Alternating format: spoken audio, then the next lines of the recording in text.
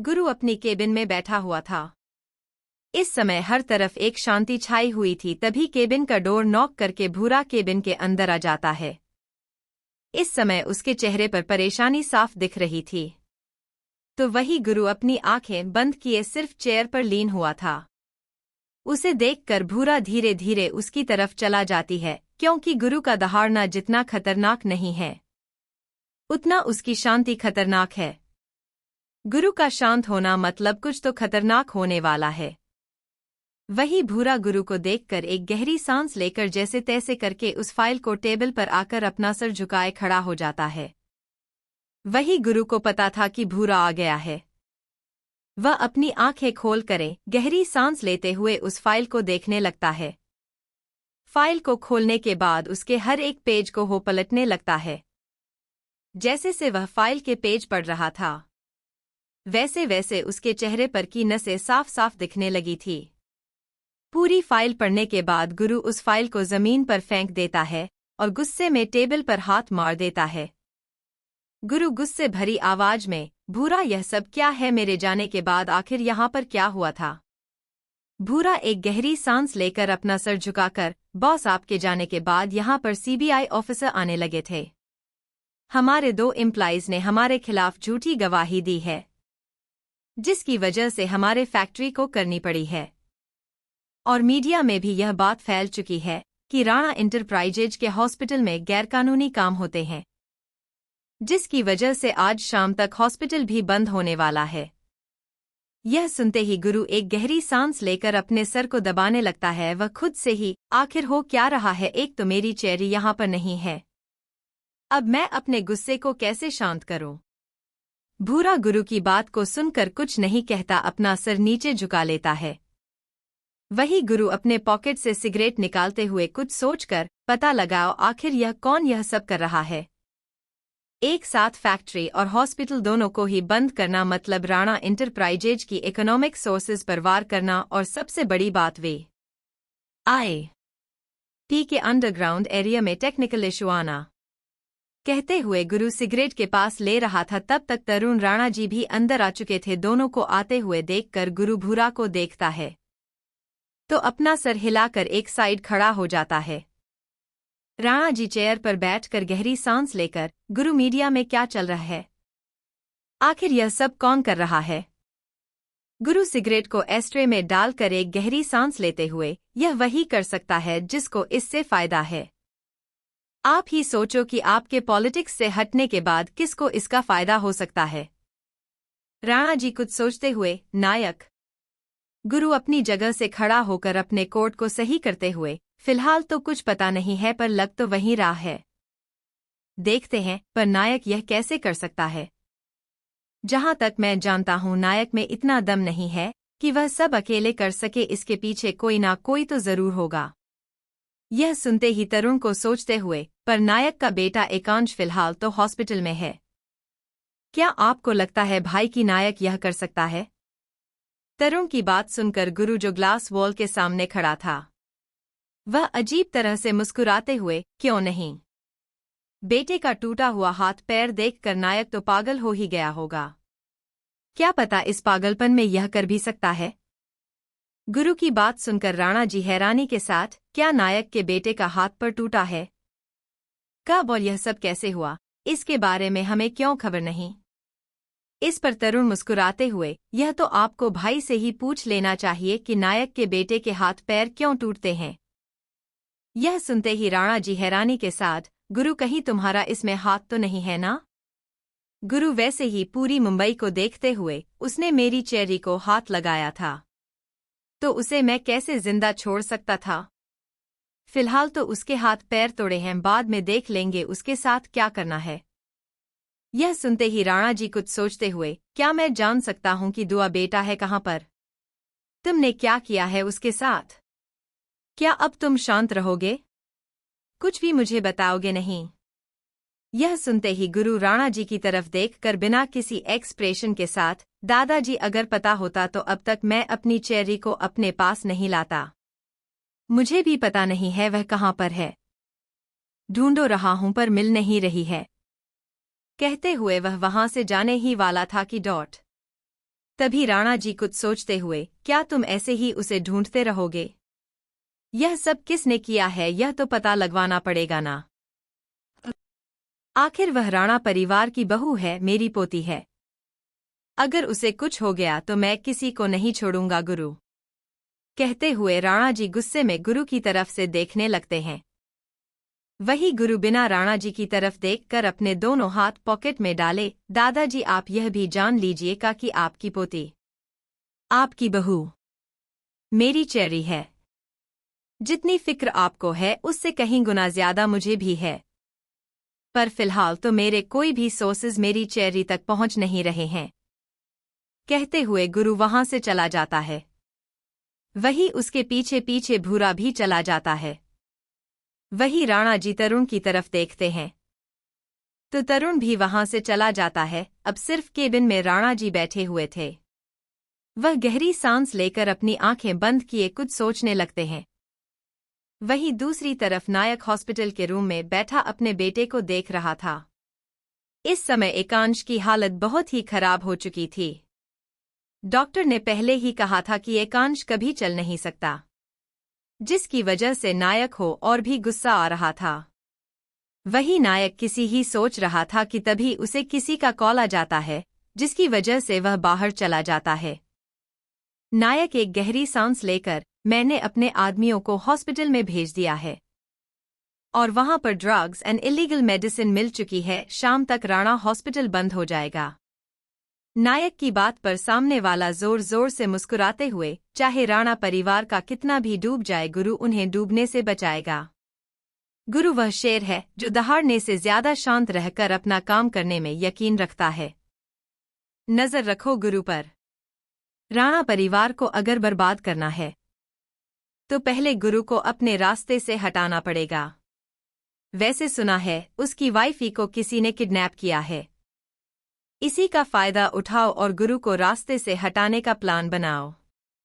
कुछ ऐसा होना चाहिए कि गुरु टूटना चाहिए। कहकर सामने वाला कॉल कट कर देता है। वही नायक एक गहरी सांस लेकर खुद से ही, आखिर साहब के मन में चल क्या रहा है? क्या पता, पर मुझे कुछ भी करके अपना बदला पूरा करना है। मेरे बेटे के हाथ पैर तोड़े थे ना उस गुरु ने, अब उसके पूरे परिवार के हाथ पैर तोड़कर उसके सामने ही जलाऊंगा। कहकर नायक वहां से गुस्से में चला जाता है। वहीं दूसरी तरफ अंधेरी कोठरी में एक शख्स मुस्कुराते हुए कोठरी के अंदर आकर, मुझे पता है तुझे बहुत घुटन महसूस हो रही होगी, मरने का मन कर रहा होगा, पर तुझे मैं मरने नहीं दूंगा। आखिर तुम्हारा दोस्त हूं मैं, इतनी जल्दी तुझे कैसे मरने दे सकता हूं? वैसे तेरे लिए एक बहुत बड़ी खुशखबरी है। कहते हुए अपने मोबाइल को आगे कर देख तेरे सपने पर कैसे मैंने पानी उस डाल दिया है। तूने क्या सोचा था, देख अब क्या हो रहा है। जिस हॉस्पिटल को बनाने के लिए तूने इतनी मेहनत की थी, देख गुरु ने उस हॉस्पिटल को बर्बाद कर दिया। यह न्यूज़ देखकर मुझे इतनी खुशी हो रही है, इतनी खुशी हो रही है कि देखो मैंने तो आज पार्टी भी रख दी है, पर तुझे उसमें बुलाऊंगा नहीं। मुझे पता है तू मेरी खुशी में बहुत खुश होगा, तुझे पार्टी में बुलाने की जरूरत ही क्या है। कहते हुए वह शख्स जोर जोर से उस आदमी की तरफ देखकर हंसने लगता है। वही वह आदमी अपनी आधा खुली आंखों से सिर्फ न्यूज़ में देख रहा था, जहां पर राणा परिवार के ऊपर एक केस लग रहे थे, जैसे कि ड्रग्स हॉस्पिटल में इलीगल काम करना, फैक्ट्री में इलीगल वेपन्स, ड्रग्स और मेडिसिन्स रखना, जिससे राणा परिवार की पूरी तरह से इज्जत की धज्जियां उड़ चुकी थी लोगों के सामने। राणा परिवार की पूरी इज्जत नीलामी हो चुकी थी। पॉलिटिक्स में भी उनका नाम खराब हो चुका था। ऐसे ही बहुत सारी न्यूज़ राणा परिवार के खिलाफ न्यूज़ में दिखाई जा रही थी। वह शख्स गौर से उसको देख रहा था। उसने एक बार भी अपने मुंह से कुछ नहीं निकाला था। वह न्यूज़ देखकर एक गहरी सांस लेकर अपनी आंखें बंद कर देता है। वही उस आदमी का चेहरा देखकर वह शख्स जोर जोर से हंसते हुए, अब रोने से क्या फायदा, चल तू अपना दिल छोटा मत कर ले, क्योंकि आगे बहुत सारी न्यूज़ आने वाली है, तो उसके लिए अपनी तैयारी शुरू कर दे। तेरा दोस्त हूँ, तुझे इतनी तो सलाह दे सकता हूँ। वादा करता हूँ तेरे होठों पर कभी मुस्कुराहट नहीं लाऊंगा, पर तेरे आंखों के आंसू कभी रुकने नहीं दूंगा। कहते हुए वह शख्स मुस्कुराते हुए वहां से जा ही रहा था कि तभी उस लड़की की तरफ देखकर एक ठंडी आवाज में, इसे मरने नहीं देना है। मुझे पता है कि न्यूज़ देख ऐसे मरने का मन तो कर रहा होगा, पर आगे इसकी बर्बादी उसके आंखों के सामने ही मुझे दिखानी है। अगर यह मर गया तो तुम सभी की किस्मत इसी के साथ लिखी होगी। यह यहाँ से चला गया तो तुम्हें यहाँ पर रहने का कोई हक नहीं है। कहते हुए वह शख्स मुस्कुराते हुए वहां से चला जाता है। वह लड़की एक गहरी सांस लेकर अपना सर हिला देती है और सामने वाले आदमी को देखती है जिसने अपनी आंखें बंद की हुई थी, और कुछ नहीं औरत को देती है जो अभी भी बेहोश है। वह कुछ आदमियों को इशारा करके उस औरत को वहां से ले जाने का इशारा कर देती है और खुद भी वहां से चली जाती है। वहीं अंडरग्राउंड एरिया, जहां पर मेडिकल रिलेटेड इक्विपमेंट रखे हुए थे, साथ ही साथ कुछ साइंटिस्ट भी वहां पर मौजूद थे, जिसमें से एक लड़की और 2 लड़के थे, और वही 10 चेयर पर 10 लड़कियों को लेट आया गया था, जैसे उन पर कोई एक्सपेरिमेंट कर रहे हैं। तभी एक शख्स अंधेरे में वहां पर खड़ा हो जाता है। वह शख्स ऐसी जगह पर कहा जाता है जहां पर ग्लास वॉल बनाई हुई थी, जहां से वह शख्स सामने का नजारा देख सकता है, पर सामने वाला अंदर का नजारा नहीं देख सकता है। वह शख्स एक चेयर पर बैठा अपने हाथों में कुछ फाइल लिए साथ ही सेट लैपटॉप की स्क्रीन पर कुछ कर रहा था। वही लैपटॉप की स्क्रीन पर कुछ ऐसा था जो कुछ समझ नहीं आ रहा था, जैसे किसी के माइंड की पिक्चर दिख रही थी, और उसमें कुछ था जो ग्रीन ग्रीन डॉट से दिखा रहा था। वह शख्स गौर से उस लैपटॉप की स्क्रीन को देख ही रहा था कि तभी एक लड़की जो वहां पर बेड पर लेटी हुई थी उसे होश आने लगता है। उसके होश आने से वह चिल्लाने लगती है, पर हाथ और पैर आने की वजह से वह अपनी जगह से हिल भी नहीं पा रही है। उस लड़की की आवाज उस शख्स के कानों में आ रही थी क्योंकि वहां पर पहले से ही एक माइक्रो डिवाइस लगाया हुआ था, जिससे उस लड़की की आवाज में सुनाई दे रही थी। उसकी आवाज सुनकर वह शख्स अपनी ठंडी आंखों से सामने वाली लड़की की तरफ देखता है, तो वह लड़की अपने हाथों में जो डिवाइस लेकर कुछ कहती है, तो सामने में एक इंजेक्शन उस लड़की के गले पर बहरे में के साथ एक इंजेक्शन मार देता है, जिससे वह लड़की वहीं पर ही बेहोश हो जाती है। वह शख्स पूरे फाइल को पढ़ते हुए उस लड़की की तरफ देखते हुए कुछ सोचकर, हम इसका मतलब वह सब कुछ भूल चुकी है। इतने सालों बाद वह मुझे फाइनली मिल ही गई। शख्स की बात सुनकर वह लड़की अपना सर हिलाते हुए कुछ सोचकर, पर क्या सच में वह भूल चुकी है? मतलब उस रात तो अंधेरा हो चुका था, और यह भी पता नहीं है कि हमने किस पर वह एक्सपेरिमेंट किया है। उस लड़की की बात सुनकर वह शख्स अपने ठंडी आवाज में, क्या तुम्हें लगता है कि मैं गलती कर सकता हूँ? वैसे बहुत दिन हो गए, तुम कहीं वेकेशन पर नहीं गई हूँ, तो क्यों ना तुम्हें डार्क जोन में ले जाया जाए। वह पर बहुत सारे एनिमल्स हैं जो तुमसे ट्रीटमेंट लेना चाहते हैं। तो कब निकल रही हो? यह सुनते ही है लड़की की हालत खराब हो जाती है। वह जल्दी से अपना सरना में हिलाकर अपने घुटनों के बल बैठकर अपने सर को जमीन पर रखकर डरी हुई आवाज में, माफ कीजिए बॉस, ऐसा आगे कभी नहीं होगा। मुझे आपके हर एक डिसीजन पर पूरा भरोसा है। आप जो भी करेंगे वह सही करेंगे। उस लड़की के ऐसे बोलने से वह शख्स मुस्कुराते हुए, गुड गर्ल। यह सुनकर वह लड़की जल्दी से अपनी जगह पर खड़ी हो जाती है। तभी वह शख्स कुछ सोचते हुए, 5 दिनों के अंदर मुझे उसे एंटीडोट देना होगा, नहीं तो धीरे धीरे मर जाएगी, और मेरा पागल भाई उसे मरने नहीं देगा। अगर उसे कुछ हो गया तो वह कुछ तो गलत करेगा, और यह मैं बिल्कुल नहीं चाहता हूँ। यह सुनो लड़की अपना सर हिला देती है। वह शख्स अपनी जगह से खड़ा होकर सामने देखते हुए, इन 10 लड़कियों का क्या है? क्या जिंदा है या मरी हुई है? अगर जो कंट्रोल से बाहर है उसे मार कर फेंक दो। वैसे भी इतना वक्त नहीं है मेरे पास इन लड़कियों के पीछे अपना टाइम वेस्ट करूं। और जल्दी से जल्दी एक रूम सेटअप कर दो। उस लड़की को लाकर उसे एंटीडोट देना शुरू करना पड़ेगा। यह सुनकर वह लड़की अपना सर सिर्फ हिला देती है। वह शख्स वहां से चला जाता है। वही उसके जाने के बाद वह लड़की लैपटॉप की स्क्रीन को गौर से देखने लगते हैं। तभी वहां पर 2 साइंटिस्ट आ जाते हैं। उन दोनों के आने के बाद वह लड़की स्क्रीन को देखते हुए, बॉस ने कहा है 10 लड़कियों को कंट्रोल में नहीं किया जा सकता है, तो मार दो। यह सुनकर साइंटिस्ट 2 लड़कियों की तरफ इशारा करके, यह दोनों हमारे कंट्रोल में है, बाकी 8 का कुछ कह नहीं सकते। उन्हें मारना पड़ेगा क्योंकि उनके हार्मोन्स और मेंटल को हम कंट्रोल नहीं कर पा रहे हैं। यह सुनकर वह लड़की अपना सर हिला देती है और वहां खड़े 2 लड़कों की तरफ देखती हैं। तो वह दोनों लड़के अपना सर हिलाकर मुस्कुराते हुए वहां से चले जाते हैं। कुछ ही देर बाद उन 8 लड़कियों की बेरहमी से मौत दिखाई जाती है। पूरा रूम खून से भरा हुआ था। वह देखकर वह तीनों जो अंदर है 2 साइंटिस्ट, वो लड़की, उनके चेहरे पर डर का एक नामोनिशान नहीं था। वह शांति से उन लड़कियों को देख रहे थे। उन सभी लड़कियों को मारने के बाद वो जो लड़कियां बची थी, उन्हें बेहोशी की हालत में वह 2 लड़के वह से ले जाने लगते हैं। वहीं दूसरी तरफ गुरु अपने केबिन में बैठा हुआ था। शाम का वक्त था और हर तरफ शांति थी, पर गुरु के चेहरे पर एक अलग से एक्सप्रेशन थे। गुरु टीवी की न्यूज़ देख रहा था। इस समय राणा परिवार की पूरी तरह से न्यूज़ में धज्जियां उड़ाई जा रही थी। हर तरफ सिर्फ राणा परिवार की बेइज्जती होती जा रही थी। हर एक चैनल पर राणा परिवार की छोटी से छोटी न्यूज़ दिखाई जा रही थी, जहां पर फैक्ट्री, हॉस्पिटल, साथ में राणा जी को पॉलिटिक्स से निकालने की न्यूज़ दी जा रही थी।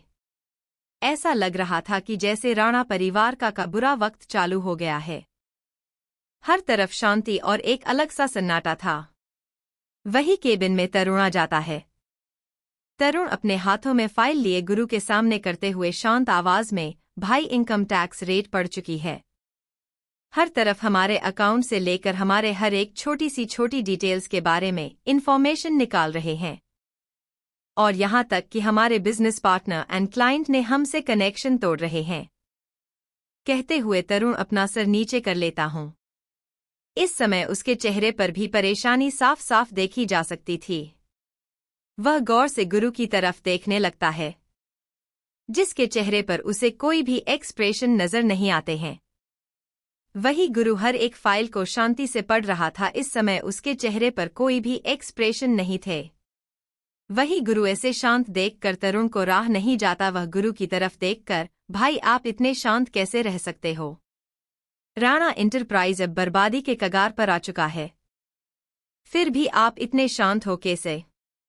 गुरु फाइल को बंद करके टीवी की तरफ देखते हुए अपने शांत आवाज में, फिलहाल तो मुझे भी कुछ समझ नहीं आ रहा है कि मैं क्या करूं। आज पहली बार गुरु के हाथ में कुछ नहीं है। कहते हुए गुरु शांत हो जाता है। वही तरुण गुरु को देख रहा था। उसे कुछ भी समझ नहीं आ रहा था कि आखिर गुरु ऐसे कैसे बात कर सकता है। तरुण ने जिस गुरु को देखा था, वह तो ऐसे हार मानने वालों में से नहीं था, तो फिर यह कैसे? यही सोचते सोचते तरुण गुरु के चेहरे को देख रहा था।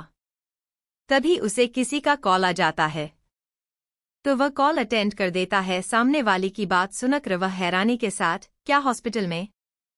सभी वहीं रुको, हम आ रहा हूं। तरुण के चेहरे के एक्सप्रेशन देख गुरु तरुण की तरफ देखते हुए, क्या? तरुण डरी हुई आवाज में, भाई दादाजी का एक्सीडेंट हो चुका है। यह सुन गुरु के हाथों में जो फाइल थी वह जमीन पर गिर जाती है। वह बिना देर किए केबिन से निकाला जाता है। सीधा राणा एंटरप्राइजेज के बाहर निकालकर कार में बैठ जाता है। उसी के ही साथ आगे वाली सीट पर तरुण और ड्राइविंग सीट पर भूरा तीनों बैठ जाते हैं और वहां से निकल जाते हैं। वहीं उन तीनों के जाने के बाद गेट पर कोई खड़ा हो जाता है। वह उन तीनों की कार जाते हुए देखकर मुस्कुराने लगता है और किसी को कॉल करके वहां से कहीं गायब सा हो जाता है। नहीं, हॉस्पिटल में तीनों ही आ चुके थे। इस समय गुरु के चेहरे पर शांत एक्सप्रेशन थे। तो वहीं पर तरुण के चेहरे पर घबराहट और भूरा गुरु के चेहरे को देखकर गहरी सांस लेता है। वह उसके पीछे पीछे आने लगता है। तीनों ही हॉस्पिटल के वीआईपी रूम के सामने खड़े हो जाते हैं। तब तक कल्याणी जा चुकी थी, कल्याणी जी भी आ चुकी थी। वो सीधा गुरु के गले लग जाते हैं। उनके आंखों के आंसू बहने लगते हैं, जिन्हें देखकर उसे गहरी सांस लेता है। कल्याण जी रोते हुए गुरु को कस के गले लगाकर, गुरु देखो ना, तुम्हारे दादाजी को क्या हुआ है? वो अपनी आंखें ही नहीं खुल रहे हैं। डॉक्टर कह रहे हैं कि उनके जीने के चांसेस बहुत कम है। तुम बात करो ना डॉक्टर से। गुरु मुझे बहुत डर लग रहा है। वही कल्याणी जी के साइड में खड़ी नहीं ली नीलिमा जी थी। उनके भी चेहरे पर परेशानी थी। वह गुरु को देखकर पूरी तरह से हैरान हो चुकी थी। तो उन्हें अब तक पता नहीं था कि गुरु आया हुआ है। वही अभिजीत जी के चेहरे पर भी कम डर, परेशानी और कहीं ना कहीं आंखों में आंसू थे। गुरु गहरी सांस लेकर कल्याणी जी को गले लगाकर प्यार से समझाते हुए, दादी कुछ नहीं होगा दादाजी को, आप टेंशन मत लीजिए, मैं डॉक्टर से बात कर लूंगा। जब दादाजी की आंखें खुलेगी तब वह आपको देखकर पक्का हम सभी पर गुस्सा होंगे। आपको अपने गुरु पर भरोसा है कि नहीं? यह सुनकर कल्याणी जी को थोड़ी राहत मिलती है, क्योंकि गुरु एक ऐसा शख्स है जिस पर कल्याणी जी खुद से भी ज्यादा भरोसा करती हैं। गुरु की बात पर कल्याणी शांत हो जाते हैं। तो गुरु नीलिमा की तरफ देखता है, तो नीलिमा जी कल्याणी जी को अपने साथ वहां से ले जाती है। उन दोनों के जाने के बाद एक शख्स उन दोनों के सामने आ जाता है। यह शख्स और कोई नहीं, राणा जी का खास आदमी साधु है। साधु गुरु के सामने सर झुकाए अपने शांत आवाज में, गुरु भाई बाबा साहेब हमारे आगे वाले कार में थे। उन्हें के साथ एक ड्राइवर भी था। सब कुछ ठीक से चल रहा था, पर बीच में एक ट्रक आ गया।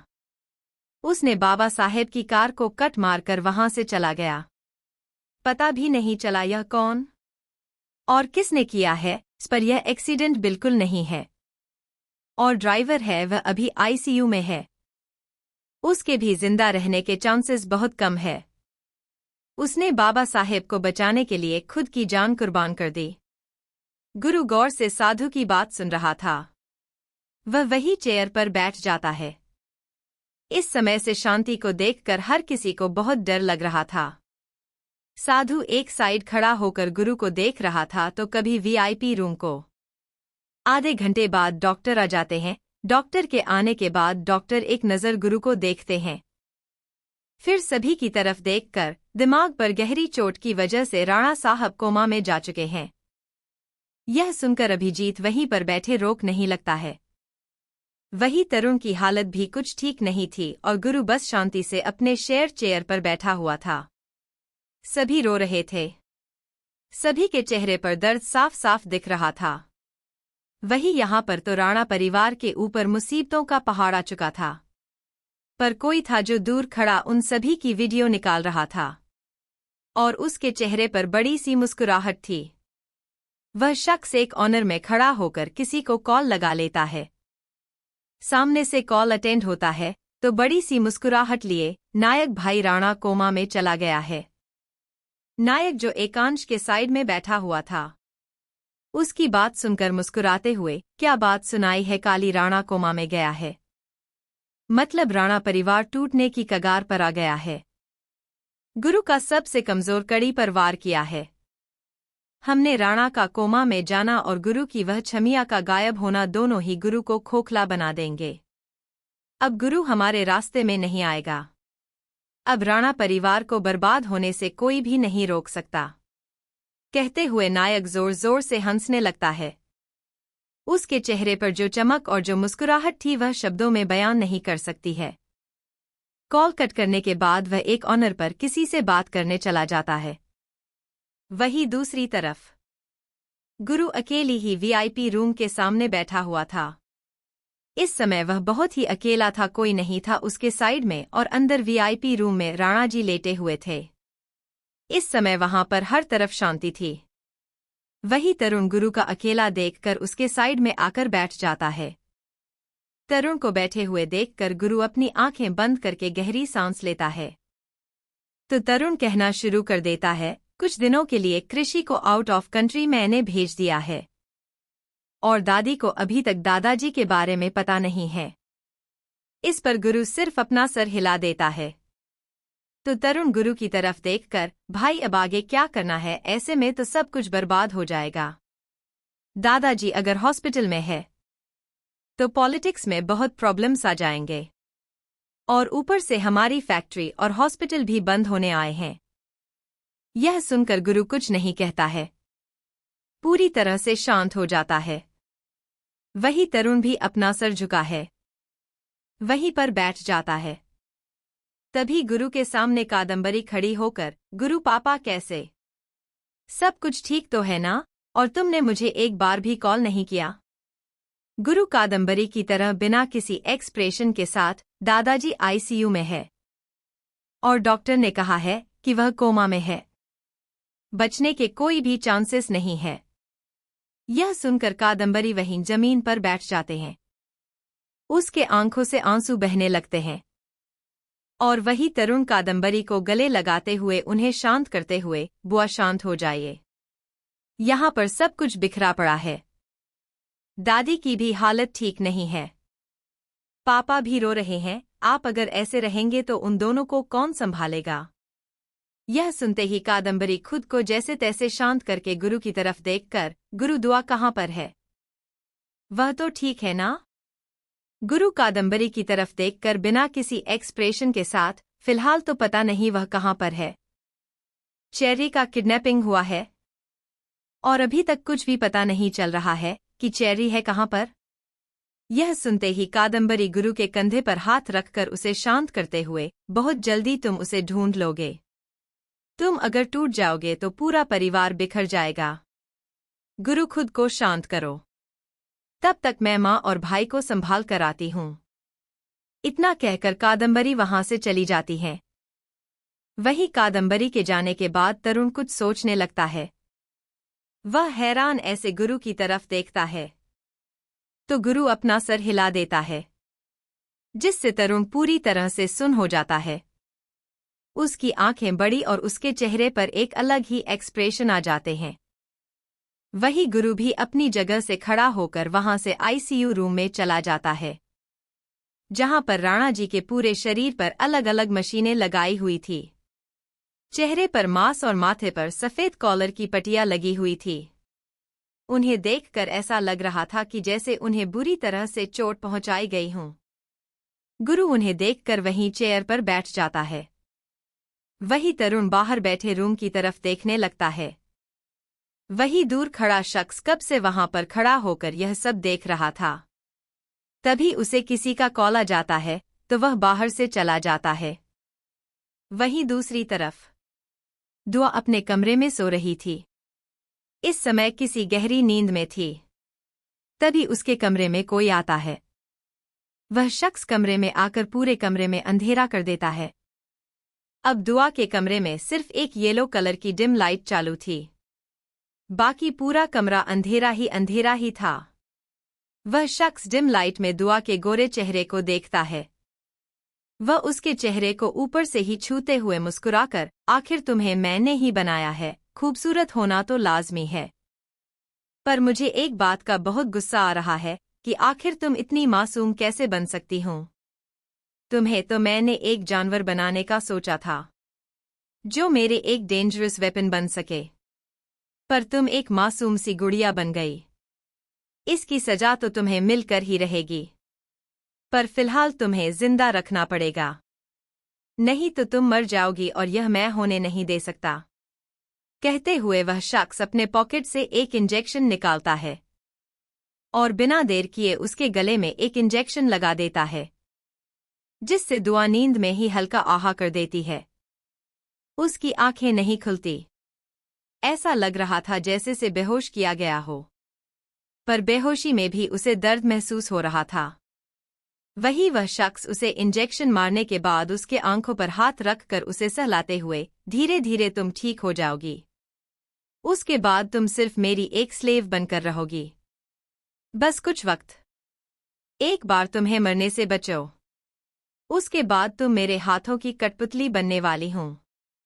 तुम्हारे दिमाग से मैं ऐसा खेलने वाला हूं कि तुम सोच भी नहीं सकती। क्या तुम सच में मासूम थी? कहते हुए वह शख्स मुस्कुराते हुए वहां से चला जाता है और फिर से रूम में लाइट वापस आ जाती है। वहां पर ऐसा लग रहा था जैसे कुछ हुआ ही नहीं। वही करीब 3 घंटे बाद दो अपनी आंखें हल्की हल्की खोल देती हैं। वह अपनी गर्दन पर हाथ रख कर दर्द भरी आवाज में, आखिर इतना दर्द क्यों हो रहा है मुझे? ऐसा क्यों लग रहा है जैसे मेरे पूरी बॉडी में कुछ चल रहा है, पर क्या? कहते हुए दुआ अपने शरीर को हल्का हल्का दबाने लगती है क्योंकि उसे हल्का हल्का दर्द भी महसूस हो रहा था, पर कहीं ना कहीं उसे बहुत ही अच्छा लग रहा था। पर क्या यह उसे समझ नहीं आ रहा था? तभी सोनिया रूम में आ जाती है। सोनिया दुआ को ऊपर से नीचे तक देखकर अपना सर झुकाए, मिस अब जल्दी से फ्रेश हो जाए, बस आपका नीचे इंतजार कर रहे हैं। यह सुन दुआ हैरानी भरी आवाज में, वह पागल, उसे क्या मुझसे चाहिए? पहले से ही वह सनकी ने मुझे पागल बना दिया है। अब अगर मैं उसे पास जाऊंगी ना तो पक्का डर से बेहोश हो जाऊंगी। ऊपर से मेरा पूरा शरीर भी बहुत दर्द कर रहा है। यह सुनकर सोनिया को सोचते हुए दुआ की तरफ देख पर, मिस पहले जाकर फ्रेश हो जाइए, तब तक मैं पेन किलर आपके लिए ला दूंगी, तो आपका अच्छा फील होगा। यह सुनकर दुआ अपना सर हाँ में हिला देती है और मुंह बनाते हुए अपने कंधे को हल्का हल्का दबाकर वहां से वॉशरूम की तरह बढ़ जाती है। वहीं सोनिया दुआ के जाने के बाद किसी को कॉल कर देती है। करीब 5 मिनट के बाद दरवाजे पर कोई आ जाता है। सोनिया दरवाजा खोल देती है और उसके हाथों से ट्रेन लेकर कॉफी टेबल पर रख देती है। तब तक दुआ भी फ्रेश होकर आ चुकी थी। वह रूम में आकर सोफे पर बैठ जाती है और वहीं सोनिया उसके सामने एक टैबलेट और पानी का ग्लास आगे करके, यह पेन किलर है, इससे आपको बहुत अच्छा फील होगा। सोनिया की बात पर राहत अपना सर हिलाते हुए टैबलेट खा देती है और अपनी आंखें बंद करके गहरी सांसें लेने लगती है। कुछ वक्त बाद उसे बहुत ही अच्छा महसूस होने लगता है। वह अपनी आंखें करके सोनिया को देखकर बड़ी मासूमियत से, वैसे एक बात पूछूं, तुमसे बुरा तो नहीं मानोगी ना? सोनिया एक पल के लिए राहत के सवाल को सुनकर शांत हो जाती है, फिर दूसरे ही पल अपना सर हिलाकर, हाँ पूछो, अगर उसका जवाब मैं दे पाए तो दे दूंगी, अगर नहीं तो। इस पर दुआ कुछ सोचते हुए अपनी आंखें बड़ी बड़ी करके छोटे बच्चों की तरह, यहाँ पर आइसक्रीम नहीं मिलती क्या? मतलब मेरे हबी है ना, वह तो मुझे कभी आइसक्रीम खाने नहीं देते हैं। अब मैं किडनैप हो गई हूँ, तो इसका थोड़ा सा एंजॉयमेंट लेना चाहिए कि नहीं? अब पहली बार मुझे किसी ने किडनैप किया है, तो मैं देखना चाहती हूँ कि क्या क्या होता है। दुआ की बात पर सोनिया अपनी आंखें हैरानी से बड़ी बड़ी करके, क्या सच में तुम्हें यही पूछना था? इस पर दुआ अपना सर हाँ में हिलाकर बुरा सा मुंह बनाते हुए, हाँ क्योंकि तुम मुझे कुछ बताती नहीं हो तो। इससे अच्छा है कि जब तक मेरे हबी नहीं आते हैं तब तक किडनैपिंग की एंजॉयमेंट में कर ही सकती हूँ। कहते कहते बड़ी मासूमियत से दुआ सोनिया को देखने लगती है। वह इस पर सोनिया बस अपना सर हिला देती है। दोनों ही कमरे से बाहर निकलते हैं। वही हॉल में वह शख्स बैठा हुआ था और सामने जेफ खड़ा था। वही शख्स लैपटॉप की स्क्रीन को देखकर कुछ कर रहा था। वह कुछ सोचते हुए जेफ की तरफ देखकर एक ठंडी आवाज में, मैंने जो कहा वह हो गया होगा। जेफ उस शख्स का मतलब समझकर अपना सर हाँ में हिलाते हुए, यस बॉस, हमने पहले ही सब कुछ तैयारी कर ली है। जेफ की बात पर वह शख्स लैपटॉप की स्क्रीन पर कुछ टाइप करके अजीब तरह से मुस्कुराने लगता है। तभी सीढ़ियों से उसे हाई हील्स की आवाजें सुनाई देती हैं, जिससे वह अपनी गर्दन टेढ़ी करता है। जहां पर दुआ सोनिया से कुछ बात करते हुए आ रहे थे, जिसे देखकर उसकी आंखें छोटी हो जाती हैं। वह सामने जेफ को देखता है जो दुआ को ही देख रहा था। यह देखकर उसके हाथों की मुठियां बन जाती है। वह शख्स जेफ को अपनी ठंडी आंखों से देखकर सर्द आवाज में, जेफ। जेफ जो दुआ के मासूम चेहरे को देख रहा था, वह उसके चेहरे को देखकर समझ चुका था कि दुआ बहुत ही मासूम और प्यारी है। वह उसके बारे में सोच ही रहा था कि तभी उसके कानों में ठंडी आवाज आ जाती है, जिसे सुनकर उसके हाथ के रोंगटे खड़े हो जाते हैं। वह अपनी नजर हल्के से उस शख्स की तरफ घुमाता है तो जल्दी से अपना सर नीचे कर लेता है, क्योंकि वह शख्स हद से ज्यादा खतरनाक दिख रहा था। उसे इस समय वह ऐसे देख रहा था उसे कि जैसे अभी ही उसे कच्चा खा जाएगा। जेफ अपना सर झुकाए अपनी डरी हुई आवाज में सॉरी बॉस। इस पर वो शख्स कुछ नहीं कहता, बस अपनी ठंडी आंखों से उसे देखने लगता है। तब तक दुआ भी आ चुकी थी। उस शख्स को देखकर वह अपना सर नीचे झुका लेती है। तभी वह शख्स अपनी जगह से खड़ा होकर दुआ के पास आते हुए नीचे झुककर दुआ की गहरी नीली आंखों में देखते हुए, मेरी डॉल फेस यह रहकर बहुत बोर फीलिंग कर रही हो, तो चलो आज हम दोनों कहीं घूमने चलते हैं। कहते हुए वो उसका हाथ पकड़ने ही वाला था कि दुआ जल्दी से अपने हाथ को पीछे कर लेती है। वह बड़ी अजीब नजरों से उसे देखने लगती है, क्योंकि उस शख्स का मेरी डॉल फेस कहना दुआ को बिल्कुल भी अच्छा नहीं लगता। दुआ बड़ी बड़ी आंखें करके, आप मुझे डॉल फेस क्यों कहते? दुआ के सवाल पर वह शख्स पहले तो दुआ करें ऐसे अपने हाथ को पीछे करने से थोड़ा सा गुस्सा हो जाता है, फिर भी अपने गुस्से को शांत करते हुए अजीब तरह से मुस्कुरा कर, क्योंकि तुम्हारा फेस बिल्कुल मेरी डॉल की तरह है। इस पर दुआ जल्दी से मुंह बनाते हुए, पर मैं आपकी नहीं हूं। दुआ की इस बात पर वह शख्स जो भी जोर से हंसते हुए दुआ के बेहद नजदीक आकर उसकी आंखों में देखकर, बहुत जल बन जाओगी, कहते हुए वो उसका हाथ पकड़कर अपने साथ ले जाने लगता है। और वही उसके पीछे पीछे जेफ भी एक नज़र सोनिया को देखकर अपना सर हिलाते हुए वहां से चला जाता है। वही दूसरी तरफ राणा विला के अंदर राणा जी को हॉस्पिटल से सीधा घर शिफ्ट किया गया था, क्योंकि हॉस्पिटल में बहुत सारा खतरा था और गुरु खतरा मोल लेना नहीं चाहता था।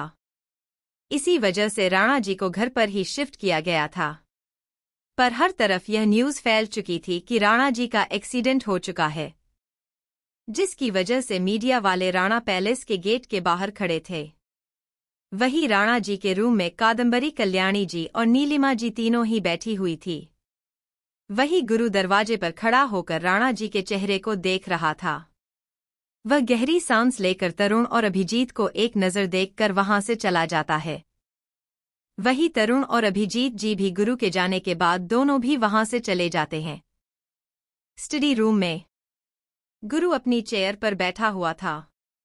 वही अभिजीत और तरुण दोनों ही स्टडी रूम में आ जाते हैं। तरुण अपनी चेयर पर बैठकर गुरु की तरफ देखते हुए एक गहरी सांस लेकर, दादा साहेब ने कल हमें बुलाया है। यह सुनकर गुरु एक गहरी सांस लेकर एक ठंडी आह भरकर, तो चलते हैं कल सुबह हम। फिर अभिजीत की तरफ देखकर, आपको भी हमारे साथ आना है। गुरु की बात सुनकर अभिजीत एक गहरी सांस लेकर कुछ सोचते हुए, पर वहां पर जाकर आने के बाद क्या करेंगे? जहाँ तक मुझे पता है कि नायक ने यह मीटिंग रखी है और नायक कुछ भी करके पापा की कुर्सी हथियाने की कोशिश करेगा, और इस बार तो हमारी बदनामी में बहुत हो चुकी है। तुम्हें क्या लगता है क्या होगा? गुरु अपनी जगह से खड़ा होकर कह रही, सांस लेते हुए बिना किसी एक्सप्रेशन के साथ उन दोनों की तरफ देखकर, वहां पर जाने के ही बाद पता चलेगा कि वहां पर क्या होने वाला है। देखते हैं नायक क्या करते हैं। फिलहाल तो दादी और इन लॉ की हालत कुछ ठीक नहीं है, दोनों पर ध्यान दीजिए। कहते हुए गुरु वह से जाने ही वाला था, पर कुछ सोचते हुए दरवाजे पर रुककर, चाचू इन लॉ ने अगर मेरी चेरी के बारे में पूछा तो आपको पता है उन्हें क्या कहना है? फिलहाल तो मुझे कोई भी टूटा और कमजोर नजर नहीं आना चाहिए। अगर वह नजर आया तो राणा परिवार के दरवाजे हमेशा खुले रहते हैं। कहते हुए गुरु वहां से चला जाता है। गुरु की बात का मतलब समझकर अभिजीत तरुण की तरफ देखता है, तो तरुण अपने कंधे उचकाकर वहां से अपने रूम की तरफ बढ़ जाता है। मुझे ऐसे ही अपने कमरे में आता है। वैसे ही वह अपने मोबाइल को वाइब्रेट होते हुए सुनता है। वह अपने मोबाइल को देखता है, जहां पर ईशा का नाम देख रहा था उसका नाम देखकर तरुण एक गहरी सांस लेकर अपनी आंखें बंद करके वैसे ही पेट के बल बेड पर लेट जाता है और मोबाइल को स्पीकर पर रखकर अटेंड करता है। तरुण के कानों में ईशा की शांत मगर प्यारी आवाज सुनाई देते हैं, कैसे हो? ईशा की प्यारी आवाज में भी तरुण खुद के लिए चिंता महसूस कर सकता था। वह थकान भरी आवाज में मुस्कुराते हैं, फिलहाल तो सब कुछ ठीक है।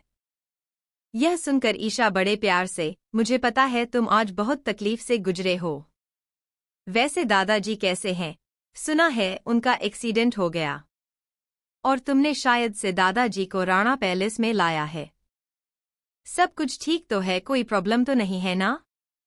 इस पर तरुण एक गहरी सांस लेकर, तुम तो जानती हो कि राणा परिवार के कितने दुश्मन हैं और हमारी आपकी सिचुएशन भी तुम्हें पता है। हम कभी भी बैंकक्रप्ट हो सकते हैं। तो मुझे लगता है कि अब तुम्हें किसी और को ढूंढ लेना चाहिए क्योंकि मैं तुम्हारी खुशियों को पूरा नहीं कर सकता। यह सुनकर ईशा गुस्से में चिल्लाते हुए, तरुण राणा आखिर खुद को समझते क्या हो तुम? तुम्हारी हिम्मत भी कैसे है ऐसे बात करने की? मुझसे पागल हो चुकी हो क्या कि दिमाग कहीं गया है तुम्हारा? अगर तुम्हारा दिमाग कहीं गया है तो बता दो, मैं आ जाती हूँ उसे सही करने। तुम्हारी हिम्मत कैसे हो सकती है मुझसे से बात करने की? तुम सोच भी कैसे सकते हो कि मैं तुम्हारे साथ पैसों के लिए हूँ? उन पैसों को मैं खुद आग लगा दूंगी और उसके बाद तुम्हें उस आग में डालकर खुद भी उसमें जल जाऊंगी। ईशा ऐसे कहने से तरुण अपने दोनों कानों में उंगलियां डालकर, बस किटी कितना चिल्लाओगी मुझ पर? मैं पहले से ही बहुत थक चुका हूँ और वैसे भी मुझे पता है कि तुम बाकी लड़कियों से अलग है। फिर भी मुझे पता नहीं आगे क्या होगा मेरे साथ। इस परेशान मुंह बनाते हुए गुस्से भरी आवाज में, चाहे कुछ भी हो जाए तुम्हारे साथ, पर मैं तुम्हारे साथ हमेशा ही रहूंगी, चाहे इसके लिए मुझे मेरी जान। तभी तरुण सर्द आवाज में, किटी अगर दोबारा तुम्हारे मुंह से मुझे तुम्हारी मौत का जिगर सुना तो तुम्हारी एक जुबान कभी तुम्हारे मुंह के अंदर नहीं रहेगी। वैसे भी मुझे कोई प्रॉब्लम नहीं है, तुम ना बोलो फिर भी मुझे चल जाएगा, पर मुझे तुमसे अलग होने की बात बिल्कुल भी बर्दाश्त नहीं है। तरुण की सर्द आवाज सुनकर ईशा एक पल के लिए शांत हो जाती है। वह गहरी सांस लेकर, सॉरी पर तुम भी तो बहुत बुरी बातें कर रहे थे ना? क्या जरूरत थी मुझे गुस्सा दिलाने की? तुम भी ना पहला गुस्से तो दिलाते हो, फिर मैं कुछ बोल देती हूँ, फिर तुम गुस्सा करते हो। तुम बहुत बुरे हो, बहुत बहुत बहुत। मुझे तुमसे बात ही नहीं करनी है। कहते हुए ईशा गुस्से में कॉल कट कर देती हैं। वही तरुण ईशा ऐसे कॉल कट करने से एक गहरी सांस लेता है। फिर कुछ सोचकर अपना मोबाइल अपने जेब में डालकर वैसे ही रूम से बाहर निकल जाता है। बाहर निकलने के बाद वह सीधा अपने कार में बैठ जाता है, वहां से कहीं चला जाता है। वहीं दूसरी तरफ एक लक्जरी होटल, टेरेस जहां पर बहुत ही खूबसूरत डेकोरेशन किया गया था। ऊपर काले बादल और टेरेस पर सफेद गुब्बारे, हर तरफ लाइट से जगमगा था पूरा टेरेस। वही दुआ टेरेस के बीचों बीच बैठी हुई थी बड़े से चेयर पर, और उसी के ही सामने वह शख्स, और सामने एक बड़ा सा टेबल रखा हुआ था जहां पर हर तरह की डिशेस मौजूद थे, जिन्हें देखकर दुआ का पहले से ही मूड खराब हो चुका था और ऊपर से वह शख्स जिससे तो उसका खाने से मनी उतर गया था। वह तो सोच रही थी कि कब यहां से वह निकले और अपने कमरे में जाकर सो जाए, क्योंकि उसे अब भी कुछ अच्छा महसूस नहीं हो रहा था। और ऊपर से सामने वाला शख्स जिसे हो और चिढ़ चुकी थी, उस बिल्कुल भी नहीं चाहती थी कि गुरु के अलावा उसके साथ कोई और डिनर करें, वह भी ऐसी रोमांटिक डेट के साथ। यह जरूर रोमांटिक डेट थी, पर दुआ के लिए बिल्कुल भी नहीं थी, क्योंकि वह तो सिर्फ गुरु के साथ यह सब करना चाहती थी। पर दुआ कुछ नहीं कर सकती थी, क्योंकि उसे पता था सामने वाला शख्स कितना डरावना है, और साथ ही साथ उसके पागलपन से वह थोड़ी तो रूबरू हो चुकी थी। दुआ अपना सर झुका है खाना खा रही थी। वही वह शख्स बड़ी अजीब नजरों से दुआ को देख रहा था। वह अपनी जगह से खड़ा होता है, फिर भी दुआ खाना खाने लगती है। वह एक बार भी अपना सर ऊपर करके नहीं देखती है कि वह शख्स क्या कर रहा है। दुआ जब यह महसूस करती है कि वह शख्स उसके नजदीक आ रहा है, तो उसके हाथों में पकड़ा चम्मच कांपने लगता है। वह उस चमक को बड़ी हिम्मत के साथ अपने हाथों में पकड़ी हुई थी, क्योंकि उसके प्रेजेंस से ही दुआ पर एक नेगेटिव इम्पैक्ट पड़ रहा था, जिससे दुआ को और भी ज्यादा डर और उसकी दिल की धड़कनें बढ़ने लगी थी। वह शख्स दुआ के बिल्कुल पीछे खड़ा हो जाता है, जिससे दुआ अपने सलाइवा को अपने गले के नीचे डाल लेती है। इस समय उसके मुंह के अंदर खाना भी नहीं जा रहा था। दुआ अपने चम्मच को सिर्फ प्लेट में ही गोल गोल घुमा रही थी, क्योंकि उसके अंदर इतनी हिम्मत नहीं कि वह कुछ खाए। तभी वह शख्स पीछे से दुआ के सामने आकर उसे के बिल्कुल साइड में खड़ा होकर खाने की तरफ देखते हुए, डॉल फेस, तुमने अभी तक तो कुछ नहीं खाया, क्या तुम्हें यह सब पसंद नहीं आया? उस शख्स की बात पर दुआ प्लेट में ही देखते हुए अपना सर हाँ में हिलाते हुए, नहीं ऐसी कोई बात नहीं है, बल्कि मुझे तो बहुत पसंद आया, यहाँ का खाना बहुत ही टेस्टी है। यह सुनकर वह शख्स दुआ के प्लेट में खाना रखते हुए, मुझे पता था मैं जो भी प्लेस डिसाइड करूंगा वह मेरी डॉल फेस को पसंद आएगा। चलो एक अच्छी डॉल की तरह यह सारा खाना खत्म करो, तब तक मैं कॉल करके आता हूँ। कहते हुए वहां से जाने ही वाला था कि बिना पीछे देखें अपनी ठंडी आवाज में, अगर भागने की कोशिश की तो बेकार है, क्योंकि यहाँ के सारे रास्ते मुझसे ही शुरू होते हैं और मुझ तक ही खत्म होने वाले हैं मेरी डॉल फेस के लिए, तो वक्त बर्बाद हो जाएगा तुम्हारा। कहते हुए वह शख्स सनद भरी मुस्कुराहट लिए वहां से चला जाता है। वही दुआ उसकी बात सुनकर हैवी ब्रेथ करने लगती है। दुआ चम्मच को नीचे रखकर अपने दोनों कानों पर अपने दोनों हाथ रखकर अपनी आंखें बंद कर लेती है, क्योंकि उसकी आवाज उसे बहुत डरा रही थी। उसे ऐसा लग रहा था जैसे उसकी अंदर तक कोई उसकी आत्मा को धीरे धीरे से निकाल रहा है। दुआ अपनी आंखें बंद करके गहरी सांस लेकर अपने मन में ही आवाज, क्यों यह आवाज मुझे हमेशा ही डराती है? इसकी आवाज में मुझे पागल बना दिया है, मुझे डरने के लिए मजबूर करती है। आखिर यह मेरे साथ ही क्यों हो रहा है? आखिर क्या बिगाड़ा है मैंने इन लोगों का? क्यों यह मेरे साथ ऐसा कर रहे हैं? और ऊपर से मेरा गुरु ही गायब है। इन्हें भी मुझसे प्यार नहीं है क्या, जो अपनी दुआ को नहीं ढूंढ सकते हैं? आखिर कहाँ पर हो गुरु? प्लीज जल्दी आ जाओ। कहते कहते दुआ की आंखों से आंसू आने लगते हैं। तभी उसे एहसास होता है कि वह शख्स आ रहा है, तो जल्दी से अपने आंसुओं को पूंछकर अपना खाना खाने लगती है। वही वह शख्स अपने मोबाइल को अपने जेब में डाले दुआ के सामने वाली टेबल पर बैठ जाता है। वह दुआ कर प्लेट में खाना वैसे कहीं वैसा देखकर दुआ की तरफ देखकर अपनी ठंडी आवाज में, doll face complete your dinner. ठंडी हवा सुनकर दुआ डर से अपना सर हाँ में हिलाकर जल्दी जल्दी खाना खाने लगती है। देखते देखते उसने पूरा खाना कंप्लीट किया था, जो उसके बस का नहीं था। वह जैसे तैसे करके अपना खाना कंप्लीट करके अपनी नजर ऊपर और करती है, तो उस शख्स की ग्रीन आइज से उसकी ब्लू आइज टकरा जाती है, जिससे उसकी धड़कनें बढ़ने लगती है। वह डर से अपनी आंखें नीचे कर लेती हैं। वही दुआ के ऐसे करने से उस शख्स के चेहरे पर एक अजब सी मुस्कुराहट आ जाते हैं। वह अपनी जगह से खड़ा होकर मुस्कुराते हुए दुआ की तरफ देखकर, डॉल फेस लेट्स गो। यह सुन दुआ अपना सर हिलाकर उसके पीछे पीछे चली जाती हैं। वह दोनों ही कार में बैठ जाते हैं। दुआ बाहर देखने लगती है। तभी सिग्नल पर गाड़ी रुकती है, तो दुआ की नजर एक दुकान पर चली जाती है जहां पर बड़े बड़े टीवी लगे हुए थे। दुआ उन टीवी में गुरु राणा परिवार की न्यूज देखती है, तो पूरी तरह से हैरान हो जाती है। उसे सुनाई तो नहीं दे रहना था, पर वह पढ़ जरूर रही थी।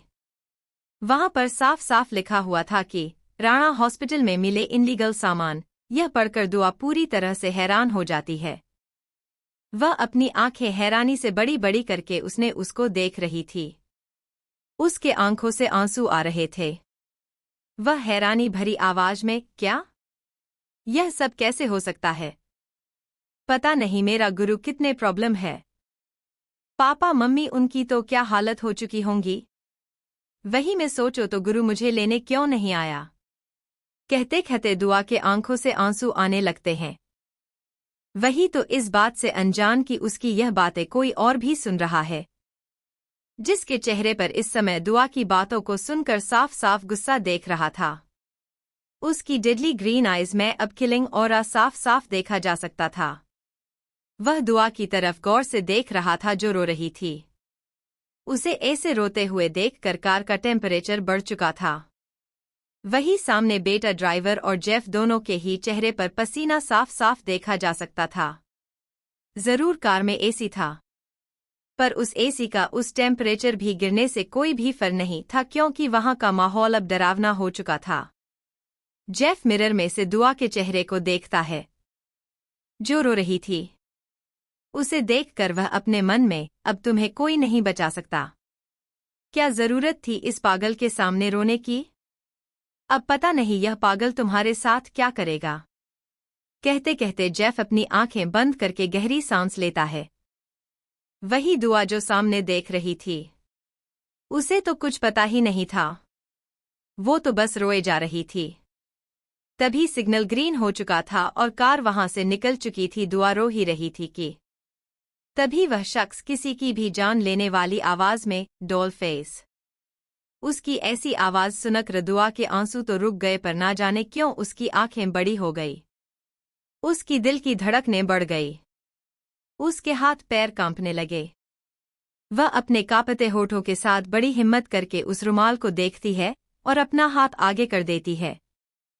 दुआ जैसे तैसे करके उस रुमाल को अपने हाथों में लेकर अपने आंसुओं को पूछते हुए अपने डरी सहमी आवाज में, SSSS.S सो सॉरी कहते हुए दुआ अपना सर नीचे कर लेती है। पर उसकी धड़कन जोर जोर से बढ़ने लगती है। उसका सिक्स सेंस उसे बता रहा था कि कुछ तो गलत है, जिससे उसे और भी डर लग रहा था। वह शख्स अपनी गर्दन को टेढ़ी करके बड़ी अजीब नजरों से दुआ को देखकर, क्या मेरी डॉल फेस को बुरा लग रहा है? राणा परिवार बर्बाद हो गया इसी वजह से, कहती वह शख्स बड़ी एग्रेसिव आइज के साथ दुआ को देखने लगता है, जिससे दुआ बहुत ही अजीब सा महसूस करने लगते हैं। उसे समझ में नहीं आ रहा था कि वह क्या बोले। तभी उसके कान में फिर से उस शख्स की ठंडी आवाज सुनाई देती है, answer me doll face, did you mind? इस पर दुआ कुछ कहकर मिरर में देखने लगती है, तो उसकी नज़र जेफ की नज़रों से मिल जाती है। तो जेफ उसे अपनी गर्दन से ना का इशारा कर देता है, जिसे देखकर दुआ सोचते हुए अपनी गर्दन ना में हिलाकर, नहीं। यह सुनकर शख्स के चेहरे पर एक बड़ी सी मुस्कुराहट आ जाती है। वह सनक भरी मुस्कुराहट लिए, गुड गर्ल बट मेरी डॉल फेस रो क्यों रही थी? क्या हुआ उसे? उस शख्स की बात पर दुआ एक पल के लिए तो सुन हो जाती है। उसे समझ में नहीं आ रहा था कि वह जवाब क्या दें। इसी वजह से बहुत जैसे तैसे करके अपने आंसुओं को शांत करते हुए एक गहरी सांस लेकर बड़ी मासूमियत से उसकी तरफ देखकर जबरदस्ती मुस्कुराते हुए, कुछ नहीं बस आंखों में कुछ चला गया था। दुआ की इस बात पर वह शक पहले तो दुआ को देखता है, जैसे उसके चेहरे को स्कैन कर रहा हूं। फिर अपना हाथ उसके बालों पर रख उसके बालों को सहलाते हुए, गुड गर्ल कहकर वह अपना हाथ दुआ के बालों से हटाकर बाहर देखने लगता है। वही दुआ सिर्फ हैरानी से सामने वाले शख्स को देखने लगते हैं। उसे कुछ भी समझ नहीं आ रहा था कि आखिर वह शख्स क्या कह रहा था।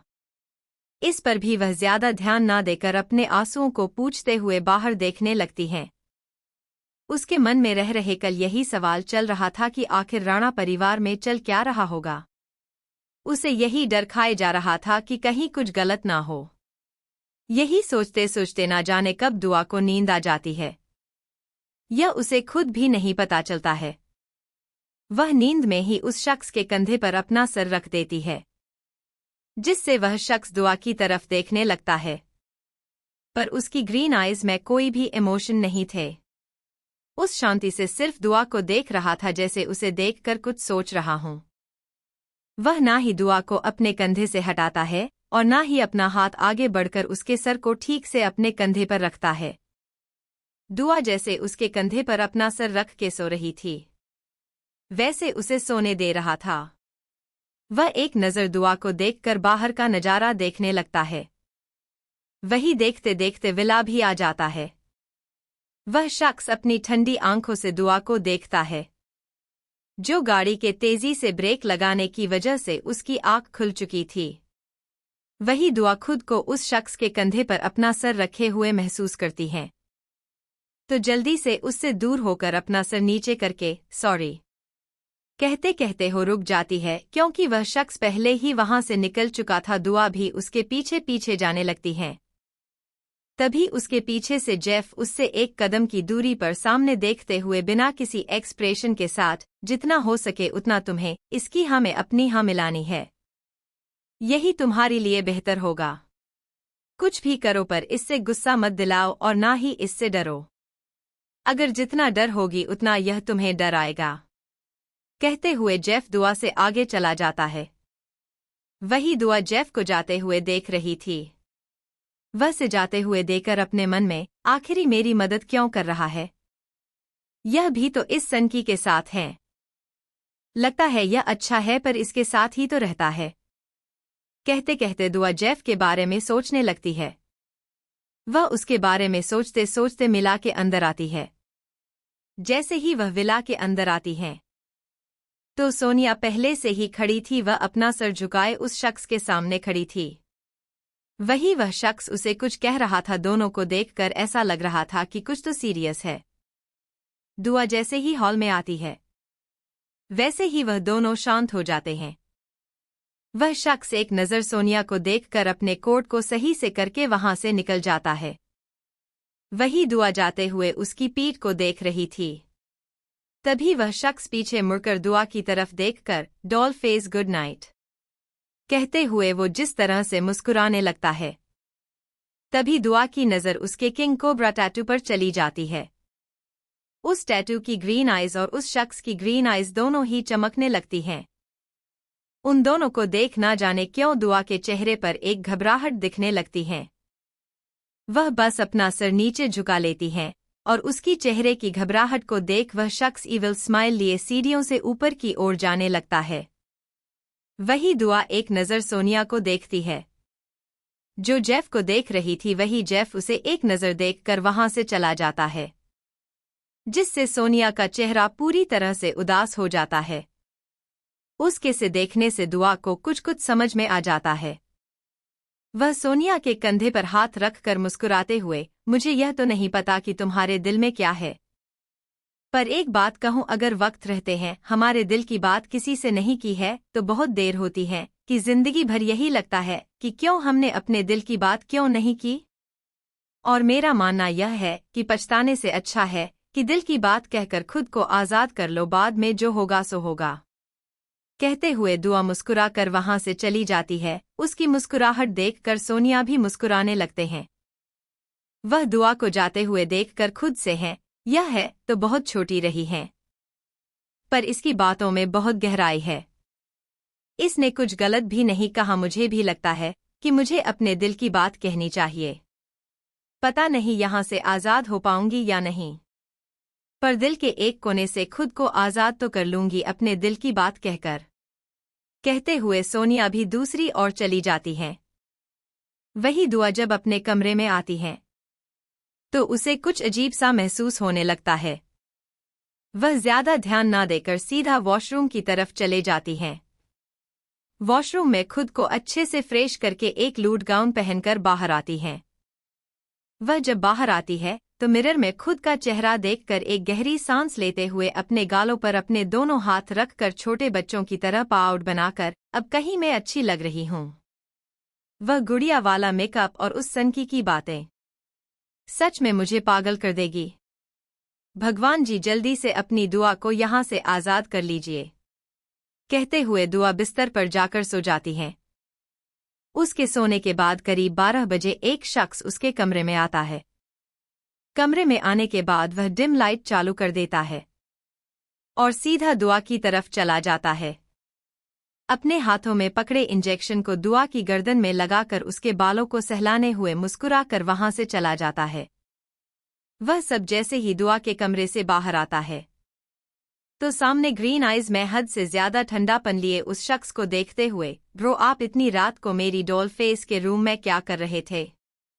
सामने वाले की बात सुनकर वो शख्स अपनी शांत आवाज में तुम्हारी डॉल फेस को जिंदा रहने के लिए उसे उसकी दवाई देने आया था।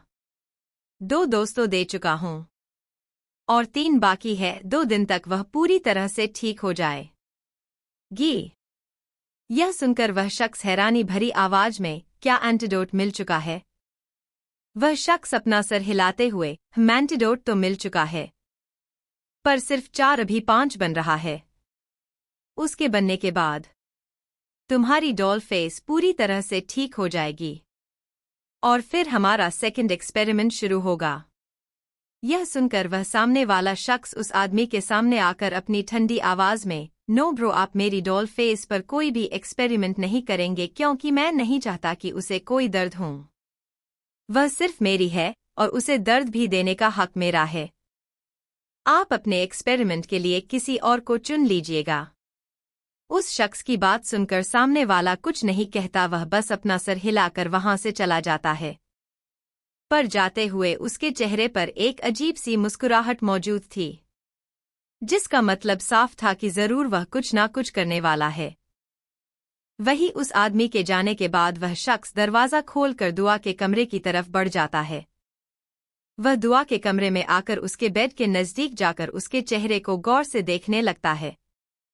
उसकी नज़र उसकी गर्दन पर चली जाती है, जहां पर इंजेक्शन मारने की वजह से पूरी तरह से लाल लाल हो चुका था। उसके गर्दन को देखकर वह एक गहरी सांस लेकर सोचते कुछ हुए दुआ के कबर्ड की ओर चला जाता है। कबर्ड को खोलकर एक बॉक्स निकालता है और फिर दुआ की तरह बढ़ जाता है। उस बॉक्स को साइड में रखकर उसमें से रुई और एक दवा निकालकर उसके गर्दन पर धीरे धीरे उससे सहलाने लगता है, जिससे दुआ नींद में उसके मुंह से आह निकल रही थी। उसे देखकर ऐसा लग रहा था कि वह आधी बेहोशी में है। वही वह शख्स दुआ की आवाज सुनकर एक गहरी सांस लेता है। उसकी गर्दन को अच्छे से क्लीन करके वहां से दुआ के चेहरे को देखता है। उसके नजदीक जाने ही वाला था कि फिर कुछ सोचकर रुक जाता है और मुस्कुराते हुए वहां से चला जाता है।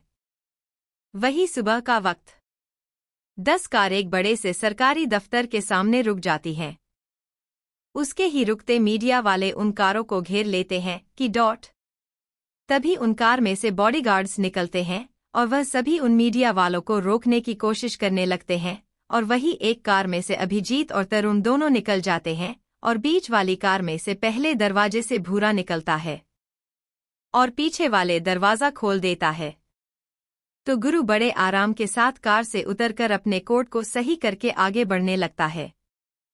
वह जैसे ही आगे बढ़ता है, तरुण, अभिजीत और भूरा तीनों ही उसके पीछे आने लगते हैं।